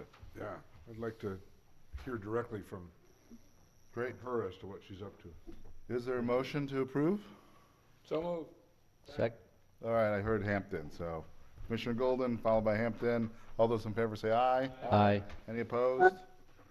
All right, number 16, we have no treasurer, so anyone can make this motion? Approval of the January 2016 disbursement and treasury report for November and December 2015. I heard Touche, seconded by Hampton. Is that correct? All right. Any comments or observations, questions? All those in favor say aye. Aye. Any opposed? Passes. Now we move to more riveting stuff. So stay awake, and all 4 people on YouTube, please say hi. Report and discussion of a Greater Madison vision. So you have in front of you a cover sheet which outlines the work that's been going on. The focus right now has been on the values study and the values survey. As you recall, the values survey has 2 parts, a quantitative or a statistical, well, they're both quantitative, but one is a statistically significant, which is conducted by the consultant, meaning they go out from their list and they contact people and to ensure that the responses represent statistically the population, demographically, geographically, sex, age, that type of thing. And that is complete. They were targeting 400 to 500. They completed 532. The steering committee of Greater Madison Vision has formed a value study subcommittee. They met for the second time on yesterday, and reviewed the very preliminary findings from that statistical survey. And we are meeting again next week to sort of refine what the key messages that we wanted to communicate, both at the upcoming January 25th steering committee meeting and public release of this survey, as well as beyond that in terms of how we can communicate its value to different specific constituents and how we can use it as a platform for ongoing engagement. The public survey is also still out. It's still available through tomorrow. And as of a week ago, there were more than 1,000 completions. Our target was, our target was 800, so we've exceeded our completions.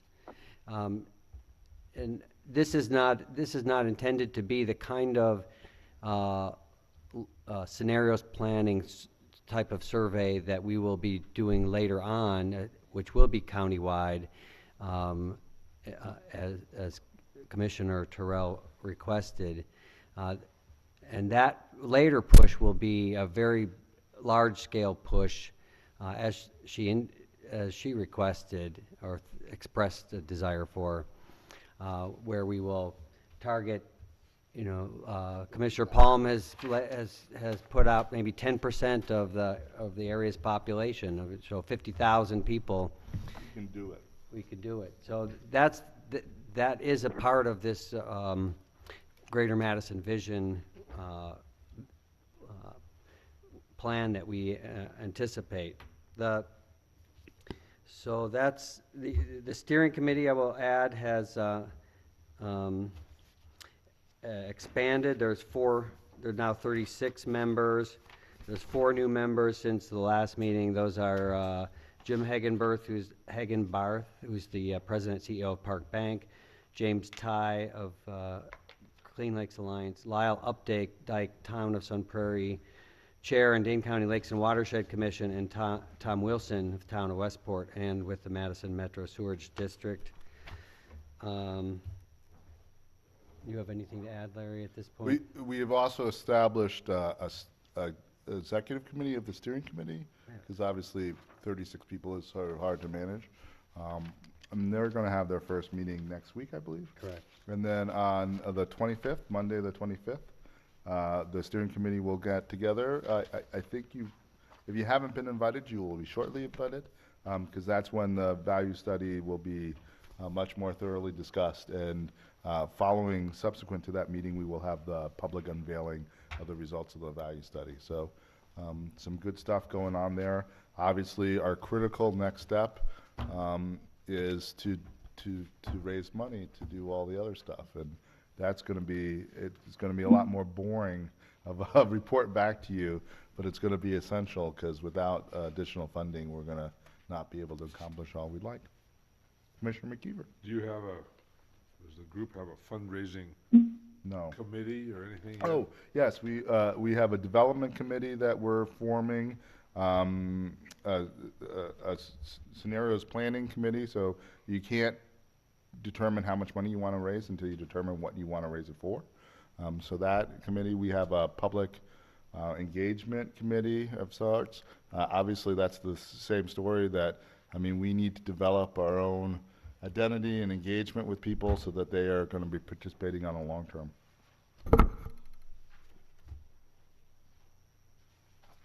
Any other questions?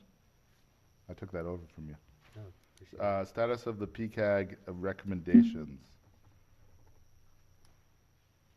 Where are you? Is that something? 18A. Oh, sorry, I skipped. Report of the Deputy Director report and discussion on community and regional planning activities.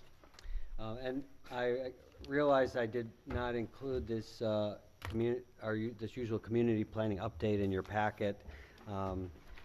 Given the late hour, I'm not going to go through it or discuss it, but you could take it home and peruse it at your leisure, unless you look at it right now and have any questions. Some of it repeats the Greater Madison Vision, and it's really just an update.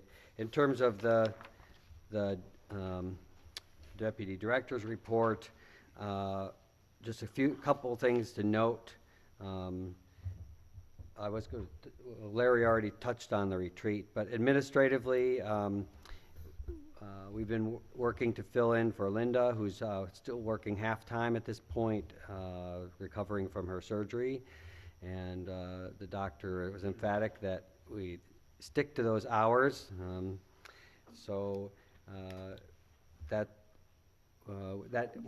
I just point that out to say that highlights the need for building in redundancy to that position.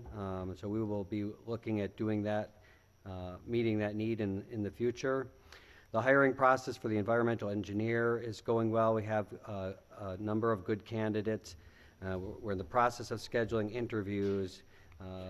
Mike Rupiper put out an email asking if any commissioners were interested in serving on that panel. Commissioner Golden has done a yeoman's job over the last years, serving on many interview panels, so we won't press him into service again, but others are welcome. We'll be working.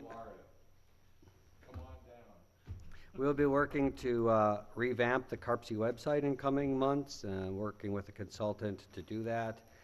It's long overdue, I think. Those are the highlights of the director's report.